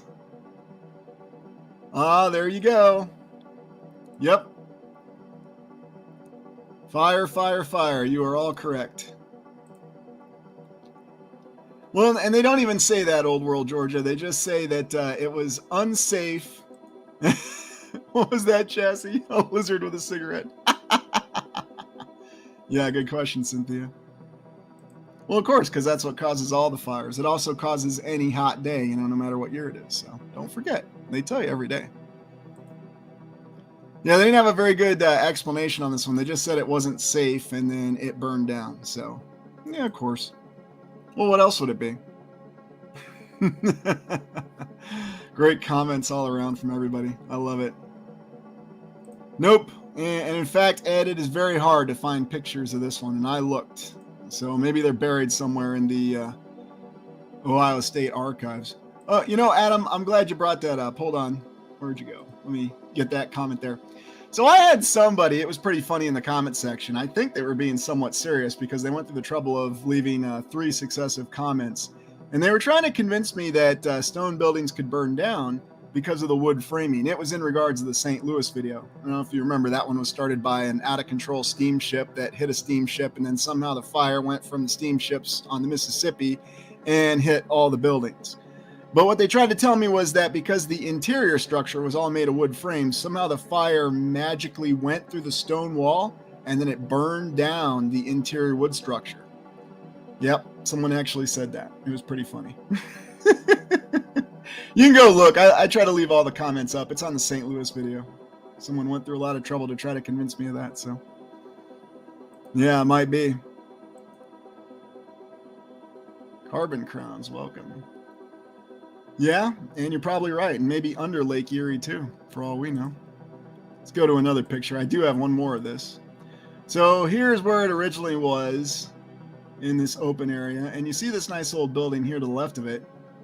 Look at that entryway. Not the best quality picture, but oops, hold on. But here it is, the armory. So yeah, we just have a random castle that's out there in the university. Go Buckeyes. Yeah, it's funny. I don't recall hearing of all these great Civil War battles where they had all these castle sieges. You know, the only thing they tried to insert at the end of the Civil War was trench warfare. Yeah, that's a good one. Yeah, everything about it just feels off. You know, I mean, I could see this being some sort of Legoland building or what. I mean, what I would really guess, if you're asking me for my theory, is it was a remnant of an old world structure, and then they tried to augment it a little bit, you know, because I think you see some of it with that roof in there that doesn't exactly look old world. I mean, it could be, but, you know, of course, there's a reason why this building hasn't been around since the 1950s. They don't want us looking at it, so. You may be onto something there. You may be onto something. Or all the above. Hey, Linda. Yeah, well, I'm sure it does, you know. Gotta sell the whole historical concept. I won't say narrative, you know, concept account, so. You know, airship hangar, power plant, maybe it was all the above. Or maybe it was none of it and it was something else completely different. Yeah, exactly. Well, maybe that's what the neighborhood of make-believe was all about. We just do not know, but it does keep things interesting, doesn't it? Yeah, especially for a university. And it's funny when you look at the background, because you can kind of see in the background there a very strange looking terrain.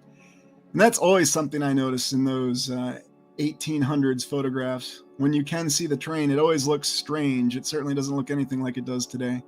And here's an example where you can see that. I mean, we're in Ohio, and I don't know. I mean, are these a bunch of houses or what? Or is that just strange terrain? Hard to tell. I guess they're houses. Lots of chimneys, too, you know.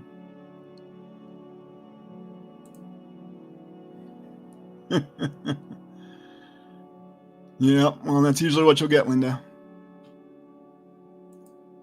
Clouds, Cynthia? You don't need no clouds. Come on. Yeah, that's a good question. Looks like you got a new campaign saying there, guys. Yeah, probably on there, Old World. Okay, let's go on to the next one. We could be looking at this one a while. I'm sure this will be popular when I post it on Reddit. Okay, so now we're in Ashland. This is in Wisconsin. This is a photo from 1891. And I picked this one because, of course, you got the usual tower building. You got the piers out here, which are always unique. But then it looks like they're trying to put the old wood road over here, but then they haven't done it on this road right here. So it's just an interesting, contrasting photo. Yeah, maybe. We just don't know on that one. Population of 2. Yeah, one right there. One right there and one right there. I think you see an individual there. I mean, what the? Look at these light poles you got. And then look at this. Unbelievable.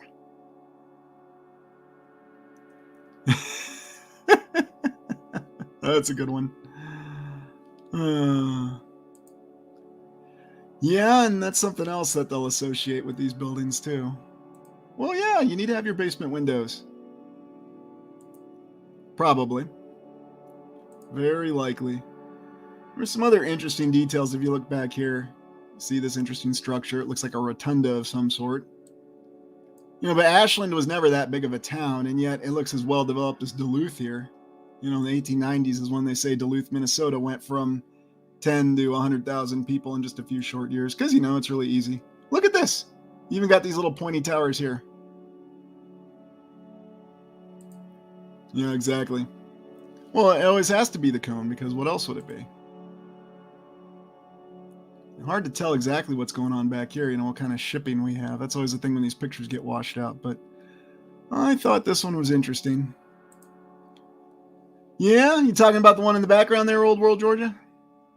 Let's zoom in on that one. Take a quick look at that. Yeah, I'd say it's about 5 stories. And who knows how deep in the ground it goes, right?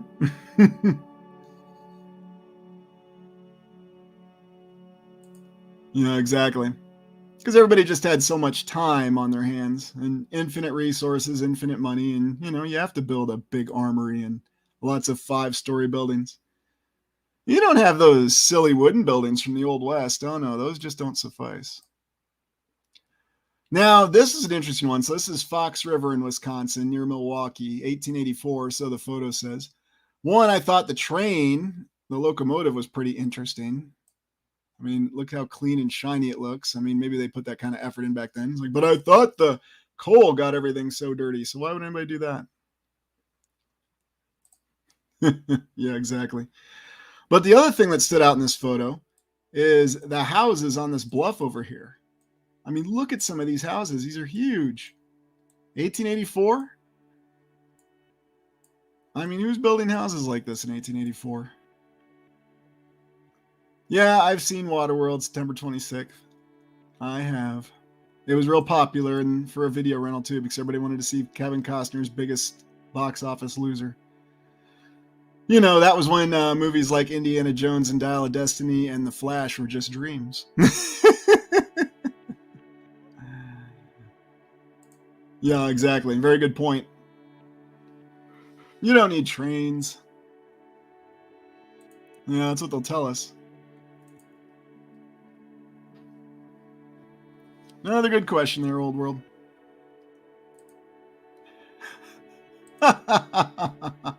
Yeah, with Marty. Maybe that's where they got the idea for it from. Okay, moving on from this one. Okay, so now another Civil War photo. This is General Hancock, who was famous in the Battle of Gettysburg. Hancock the Superb, they called him, because every army has to have a golden boy. And he was the golden boy for the Union Army. What's interesting about the photo, aside from the fact that these guys look like they just pulled him off the street and dressed him up and they're chilling. I mean, I love how relaxed he looks. I wonder if they were posing for 8 hours. But Hancock was actually the general that supposedly sent the 1st Minnesota in the big suicidal charge on the 2nd day of Gettysburg.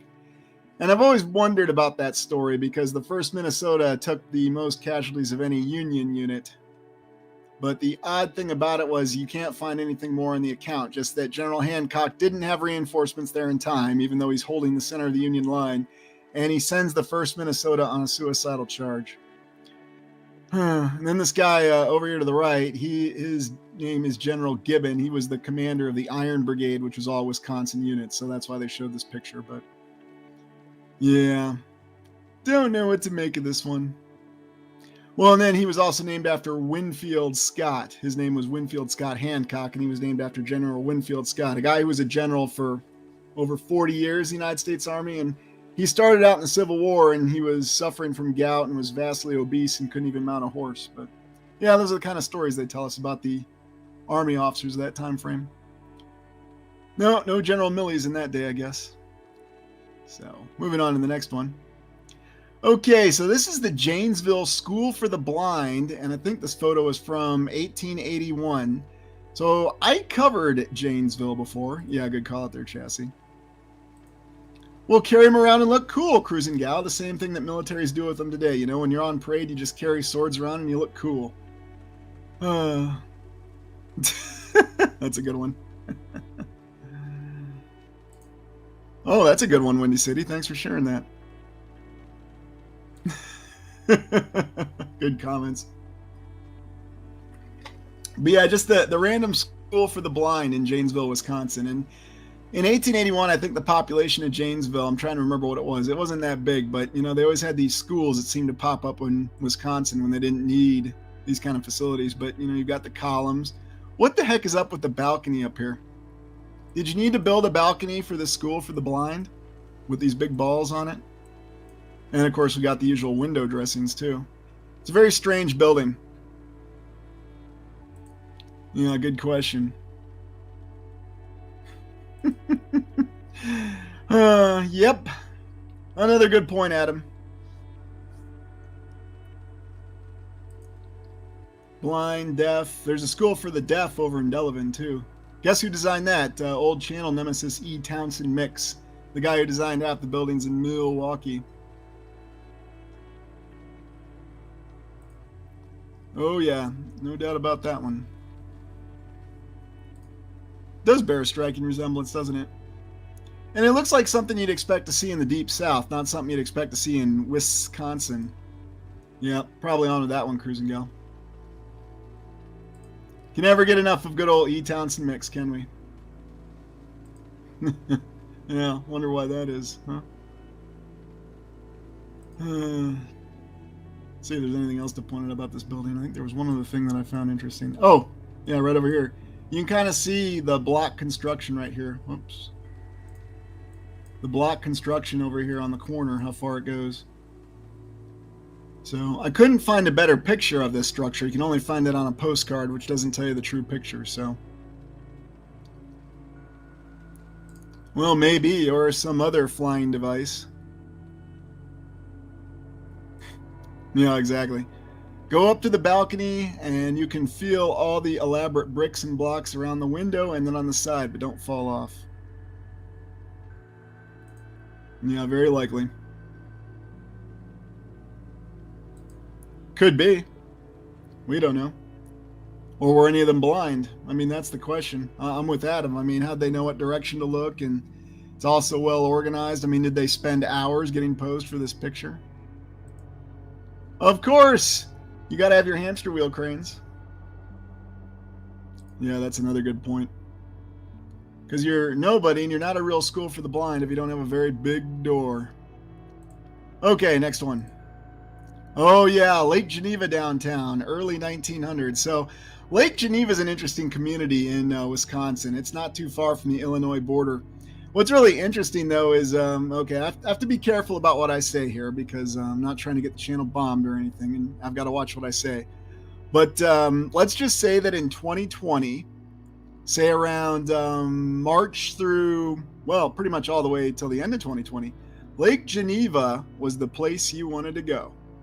Yeah, exactly. Clouds. First one on that. Hey, Cynthia.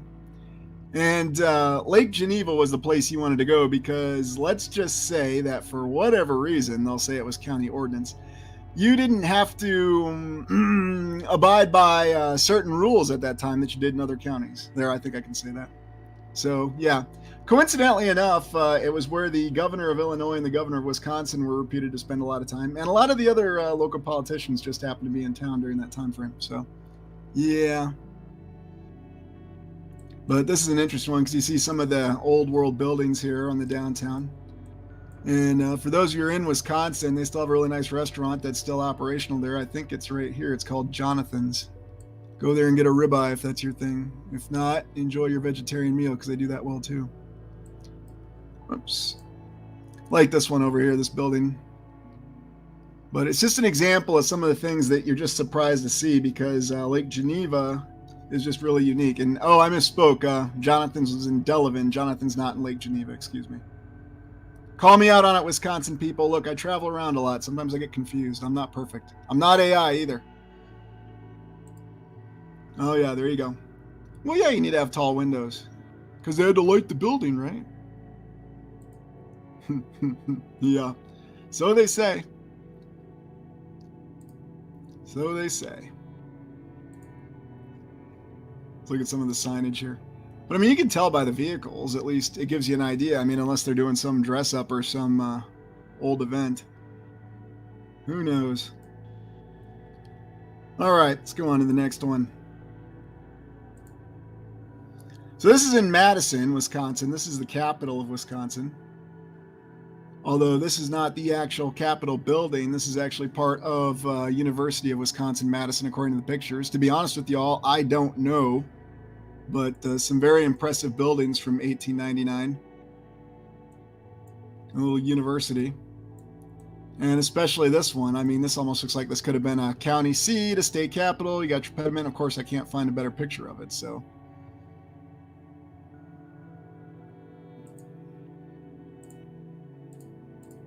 Maybe. Maybe not.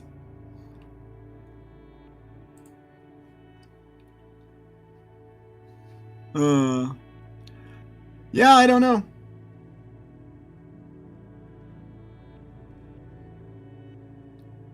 Hawaii wasn't exactly my favorite place to go. It's beautiful, but I don't know. It feels like you get stuck there after a while. Well, what can I say? All right, I was born in the landlocked state, and there was always plenty of terrain around, and I love driving.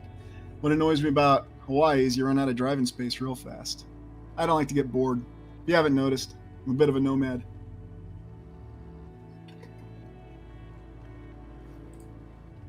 Yeah, and that's a good call out there too, Jamie. And why would they need that wide of a concourse?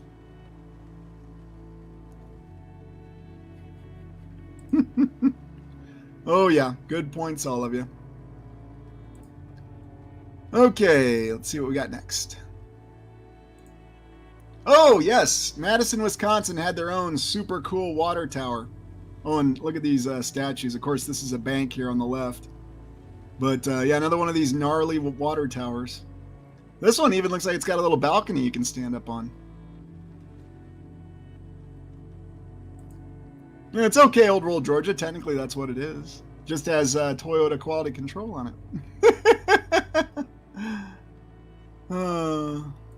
Yeah, that's what they'd call it. I really wonder if that's the design feature or if that's just something else that they assign as a name. You know, kind of like how we always have these revival architectures. I'm always a little reluctant when I go with labeling things, but that's just me. If that's what you want to call it, have at it. Oh, goodness gracious, Peter, that's great. Prayer Tower. I think so, Mr. Dino. I'll have to look that up. I'm having a little bit of a memory overlap here with what the layout of Madison, Wisconsin is, so I just remembered it wasn't a place you wanted to be during 2020 through 2022 for some reason. I'm not going to tell you why, but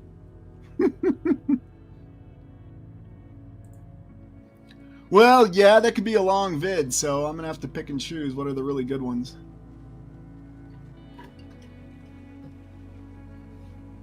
Good question, too. I'll have to see if I can look that up. Let's zoom in on them.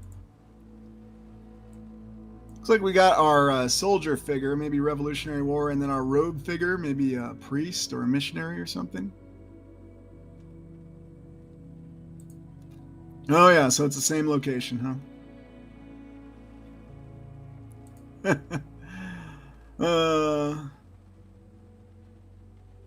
Well, yeah, why would anybody want to take a picture of that, Captain Flatastic?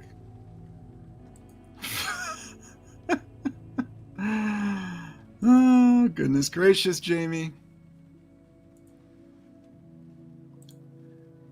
They tore it down, I think, in the 1920s, and no, it was not that particular group. I think they just said it wasn't structurally sound. Here's a closer picture of the water tower, and here you get the feeling that it's a lot older. I mean, look at this baseline structure. Of course, you got your little doors so you can walk up the stairs to the top of it. Yeah, it does look like it's a lot older. And of course, we're told it's just built 1880s, and then they tore it down 1920s. Like a lot of those water towers. That's why it's amazing so many survive in St. Louis. I think they had to get rid of those. That could be. But you know, it's funny, Alpha. There's a lot of towers everywhere and a lot of remaining towers. For example, this is not one we'd think of in Madison, Wisconsin, because it's not there anymore. Well, so you can look out of it, you know? Or, you know, you can swim up the water and then look out the window. Oh, they say they had a stairway inside it, but yeah, does that mean it's a water tower? I don't know. Yeah, probably does. Probably does. All right, let's go on to the next one. Oh, and this is one I like. So this is Milwaukee, 1890, and you know, you always got the poor horsies that are hauling around the trolley cars on tracks. And you can kind of see the tracks right here, so.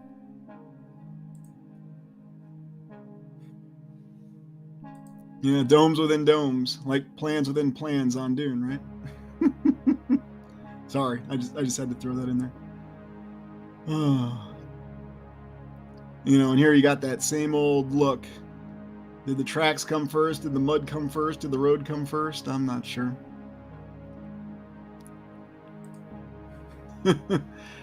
Well, and that's what they'll try to say. They'll try to say that they had to use these trolleys, but why would you use a trolley with tracks and all that weight on the horses when you could just use open wagons? Or, if you wanted to be protected from the elements, you just put a covered wagon out there. You can still haul as many people, but it's a lot lighter. You get a lot more out of your horses that way. Oh, well. Yeah, that's a good point.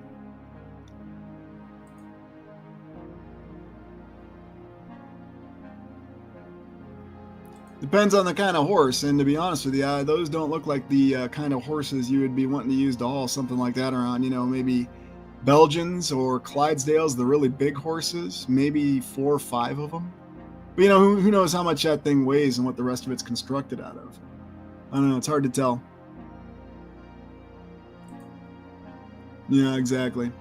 And then they could just be posing this for a picture because they had no idea how they were going to move this around, and they said, hey, tie the horses up to it, we'll take a picture, and then people will see what this looks like. Or who knows, maybe they just added that later. It's always a thing. Yeah, isn't that funny? It does say Railroad Co. on it. Not sure what to make of it. You tell me.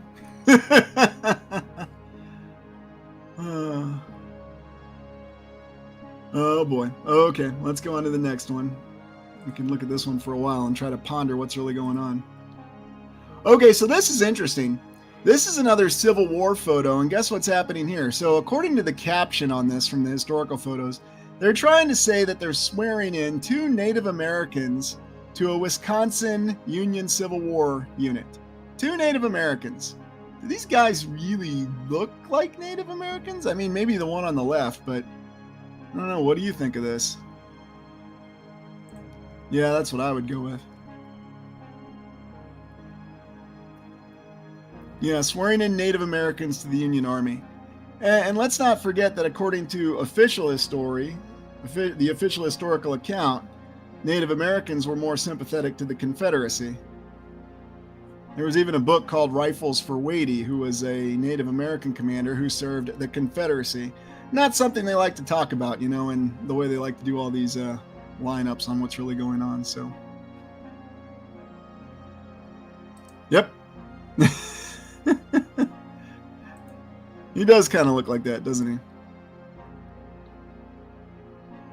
Yeah, very good point there, Adam. So I have no idea. That's just what the picture said, but yeah, this was just baffling. Really looks like they just found a couple vagabonds and said, hey, put this stuff on, take this picture, put your hands up. You know what else the problem is? Most people wouldn't notice this, but you're supposed to hold up your right hand when you're taking any oath in the United States military. It has always been that way. So that's a real issue right there. It'd be like catching someone saluting with their left hand. Well, they're holding up their left hands to take an oath. This is a totally staged photo, and it makes no sense. But yeah, they're holding up their left hands. Not how you're supposed to take an oath, and not how you're supposed to salute. It's always the right hand. Yep. Always the right hand.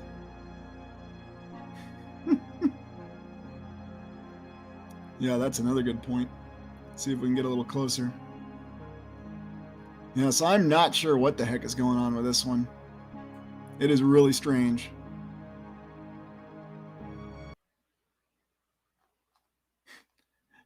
This guy just looks, I don't know, some other kind of human. I'm not sure.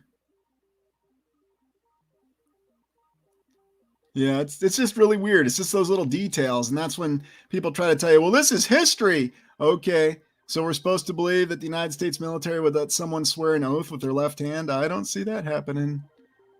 Hey, Adam, good to see you.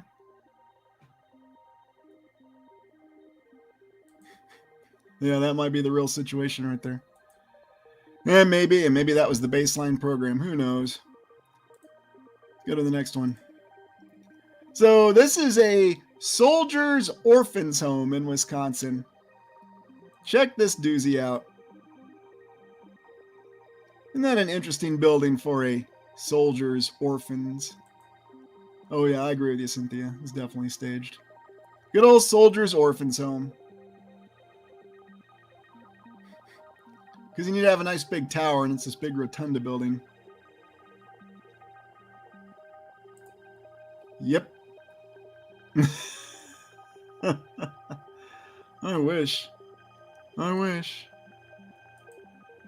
Yeah, the Octagon of Doom. And of course, this being the Soldiers' Orphans Home, again, we see another place for them to round up and stick children at without getting a lot of attention. Yeah, that's a good one. I see you with the French vibes, and here we are in Wisconsin. We're actually in north central Wisconsin for this one. Yeah, that's a good point. Yeah, we always seem to put people up on the roofs in these pictures, and I'm not sure why. Hey, kids, get up on the roof, way up there, and don't fall off. You look good for the picture.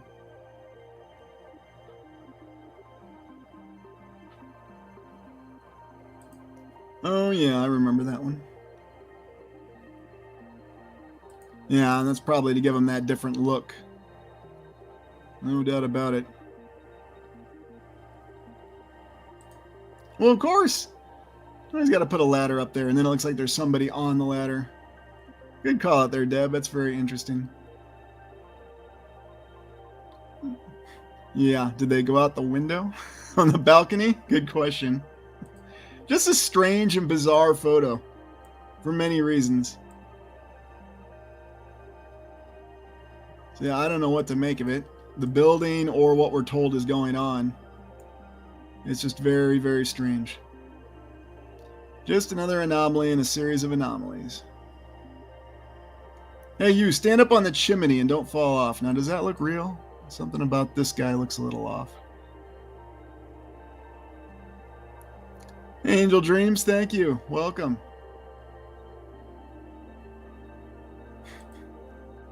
Yeah, I wonder. Very, very weird. I'll be looking at this one for a while. Okay, so this is the St. Croix County Courthouse in Wisconsin. And just thought I'd go back to these county courthouses because this is a really bizarre one. So we just decided to build this modestly sized yet very well adorned county courthouse in St. Croix County, Wisconsin. Of course, you got to have your 4 columns and all your trappings. You know, what's the point of having stairs that go right up to it? Very strange little building. But then again, who knows what's really going on with these strange people. Oh, look, see the top hat, I think. What is going on here? Very weird. Yeah, exactly. The size of the window. It's a good point. And then this is another one where you just can't easily explain it. What exactly is going on? Yeah, that might be the best thing right there. Yep, I'll have to, I didn't get the chance to look into St. Croix's history, but I'll have to look it up and see what they've got for a current courthouse. I'm sure it's some beauty that was made in 1960 and looks like a nice big block. Lots of glass, lots of right angles. Yeah, no, I'm kind of surprised, Kathy. You would think that's what they would have called it, a church, not a county courthouse. You know, I mean, you could probably sell this as a church. We got those Germans from Cincinnati to come to St. Croix, and they built our church for us. They even did the columns, free of extra charge. Looks like it's got a couple chimneys on it. Yeah, I'd say it looks like it's been there a hot minute, even when this photo was taken. Yeah, exactly.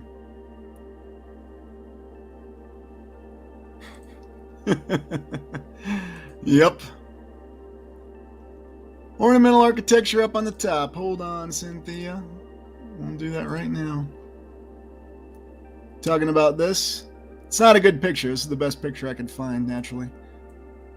Yeah, it does look like you got some really nice detail, though, above the columns, and who knows what that's all about. Yeah, I'm not exactly sure. It's a good call out. It's almost like they're spikes. Very elaborate columns, maybe? What would you call this? Greek Gothic revival style? It's all good, Hendo. Glad you're listening in.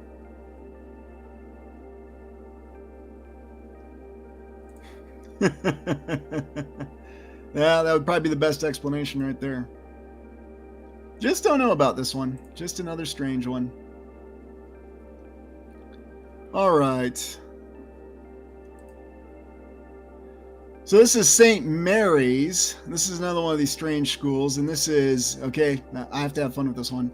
This is in Prairie du Chien. Prairie du Chien. Sorry, I just like to do that. Prairie du Chien, which is right on the Mississippi. Another one of these very gorgeous buildings.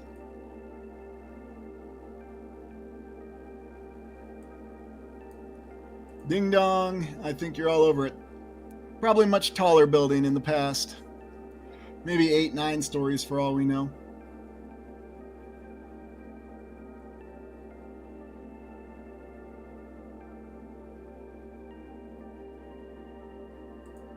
There you go. Yep. Thank you for the help.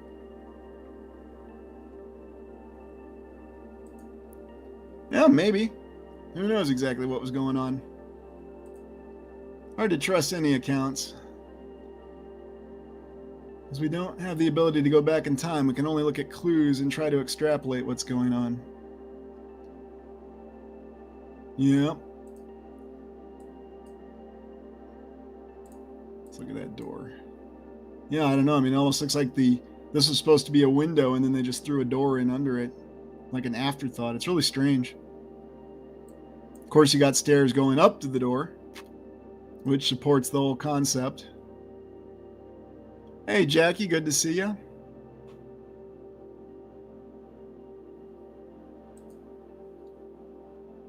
Very likely. I'll notice something here on this. You can kind of see somebody scratched this right up here. This cross almost feels added in a way. Probably was. Okay, next one. University of Wisconsin-Madison. One of the main administration buildings. This is from 1860, supposedly. This is a really bizarre photo.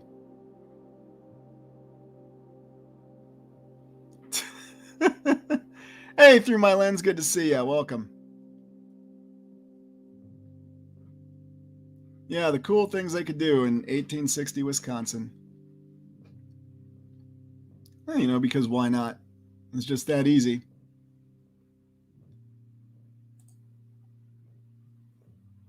Good question. I think you can see some of them right there.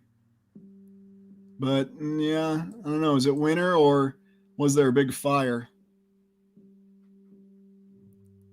Well, of course you do, Jamie. This is the United States. Democracy, especially in the 19th century. Oh, I like that. Yep, hamster wheel cranes. Or, you know, maybe they just threw the buildings up, you know, literally threw the bricks in place. Horses did it all. Never does, but that's how they try to tell us they did it. You know, what else doesn't make sense is why this might look like a construction site. This just looks like dirt that somebody cleared out. Not sure if that's a mark on the photo or if that's one of those frightening UAPs. Or maybe an airship. I don't know. I think it's a mark on the photo, but you know, it could be. It's like they blurred something out here. This is really strange. That's a good call out there. Maybe they blurred something out that wasn't supposed to be there. That is really weird. You know, dust on the lens, who knows? Photo this old, you know, they can say anything they want to. We've got no way to verify it. Interesting regardless. You know, who knows about the rest of it too? Probably. No, but there was a lot of foreign intervention going on in China and a civil war at the same time, according to the official account. Yeah, exactly, Raven Fox. Redacted. Okay. And here's another observatory in Wisconsin, in Washburn. This is the Washburn Observatory, because just because you got one observatory doesn't mean that's enough. You need to have more observatories. Usually does, doesn't it?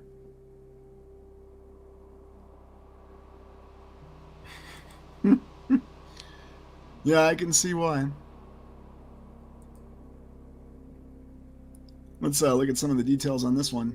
So this is really strange. So you got a little pediment here. You got some of the detail, another pediment right there. Then the dome for your telescope. I don't know if this is a chimney or what. I don't know what exactly is going on with this building. That would probably make more sense. I should probably just say that. Yeah, exactly. Constant maintenance, constant rebuilding. Well, then the other weird thing is you'll see that on certain old world buildings, like especially the state capitals, like I know they do this with the Iowa State Capitol, they're constantly saying they need to do renovation on it. They even went so far as to say that there were bricks that were falling off it, which everybody who knows anything about the Iowa State Capitol knows that can't be true. There are no frickin' bricks. You know, it's big limestone blocks. Oh, there's bricks. Yeah, that's a good point, Dwayne. Infinite logistics of the 19th century.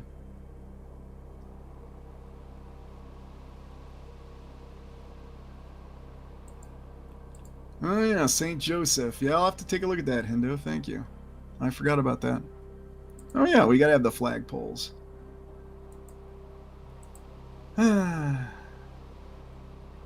Yeah. I don't know if this one's still standing. I'll have to take a look at that.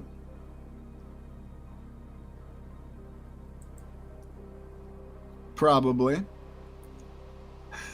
Yeah, the air sock flying. I don't know what that is. Not sure about that. Is it an air sock or is it something else? It's really weird. What the heck is going on back here? You get the hint of something much more detailed and technological right there, but maybe it's just my imagination. Maybe it's just 3 cans lined up next to each other. I don't know. It looks like another facet of this chimney here, is what it looks like. Weird.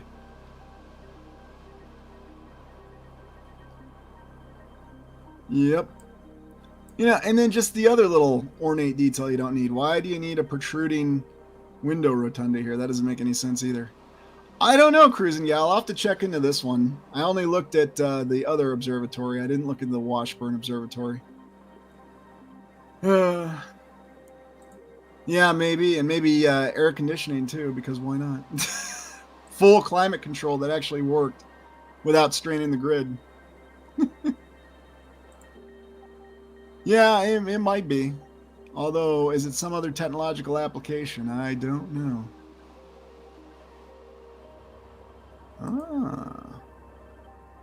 Maybe. That might make a lot of sense, actually. A bona fide alchemy lab. Or what's left of it. Very interesting. Alright, this is a whaleback ship. Now, I don't know if any of you are familiar with this, but these were quite common, supposedly, on the Great Lakes. But they're rather strange because while these were ships, and these are very large cargo ships, and I recall seeing one when I was up in Duluth, Minnesota, very interesting. They supposedly built these right at the end of the 19th century, the 1880s to 1910, and they were very effective ships for operating on the Great Lakes. But again, it's another technology that they just seemed to pull out of nowhere, used it briefly, and then they stopped using it, despite the fact that these ships were supposedly very effective, although you get conflicting accounts in that as well. So I just thought of whaleback because it's a unique design. Almost looks like it's a submarine that they built a ship on. Really strange.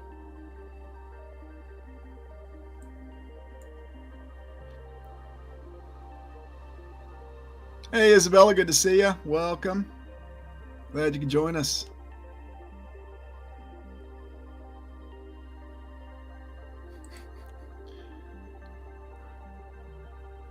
Well, and that's if it was actually invented in 1400. We just don't know.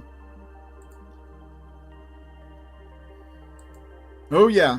Yeah, these used to be quite a common feature on the Great Lakes, they say. You can still find the old ones, or at least a model of it in Duluth and probably in some of the other port towns, so. All right, take care, Jimmy. Have a good time with that. I remember those days. I just have fun with my horses now. I don't show them anymore.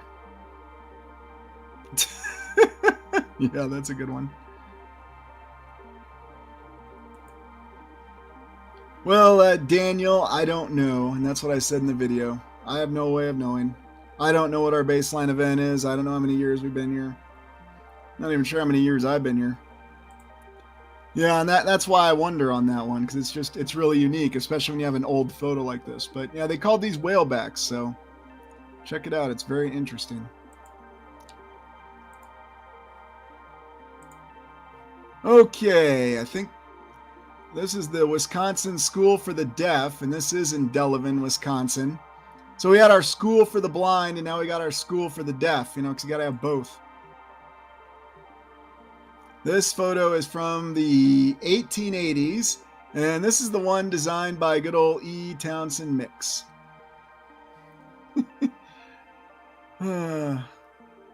Because, what other kind of building are you going to give the school for the deaf, unless it's got a big ornate dome and a tower on it, big huge chimney, and almost looks like a smokestack.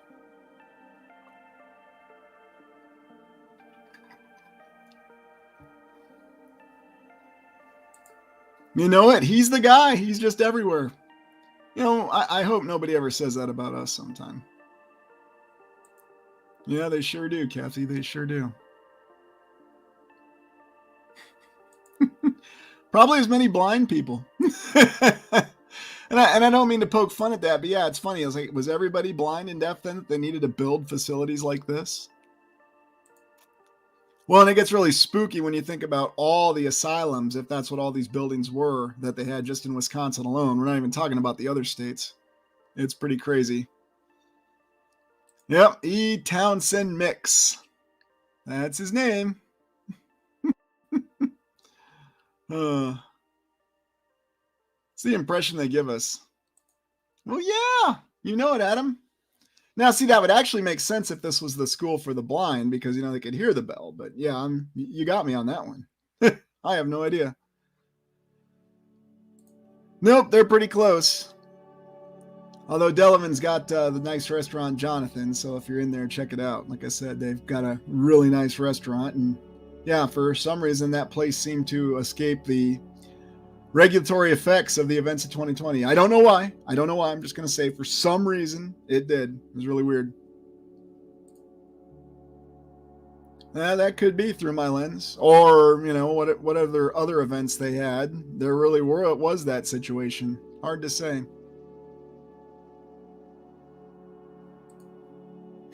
That could be, Deb. Hey, New World Over, good to see ya.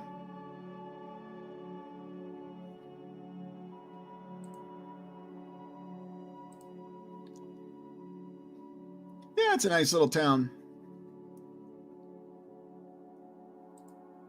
Chicago House, Wrecking Co. and W.G. Bennett. All right. My list keeps getting longer every week, but let me get it added here. Just send me a little reminder note. Yeah, blanket medical terms. That's right. Okay, what else do we have? Oh, yeah. So here's the official write-up on it. I thought you'd want to see this. So, Wisconsin's first school for the deaf. 1839. Ebenezer Cheeseboro. Yeah, that's the name. Ebenezer Cheeseboro in Wisconsin.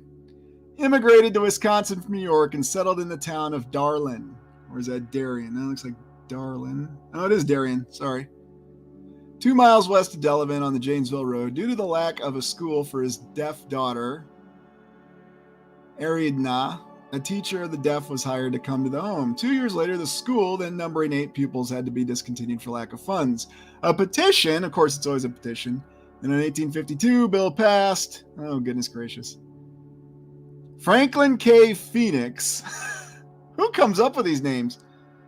The school now comprises 35 acres, and then they dedicated it. And of course, this nice building that we looked at, yeah, this is long gone, naturally. So you can't see this beauty. Yeah. Ebenezer Cheeseboro. He started it all. And it's the same story with all these so-called schools and all these amazing buildings. It's one person who is trying to help their daughter or their son, trying to do the benevolent thing for their family. And then the next thing you know, you get this amazing school because funds just come out of nothing. I feel like a real failure here because, I need to have some situation where I can build an amazing building. Good to see you back, Geif.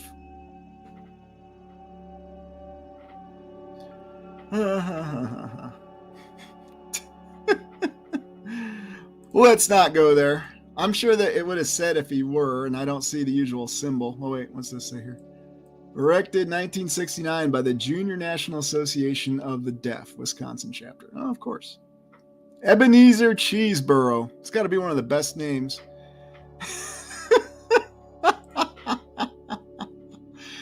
Yeah, it needs to be a Lifetime movie, Cynthia. Or maybe something on Stars. Well, that's what this is boiling down to, you know? I mean, E. Townsend Mix, that suddenly doesn't seem so bad now. Ebenezer Cheeseboro in Wisconsin, no less. Yeah. Take care, JK. Thanks for joining us. Okay, I think that is the last one. Yes, that is the last photo. So I had a couple more of this live stream, but I was feeling a little bit more energetic and thought I'd share some more.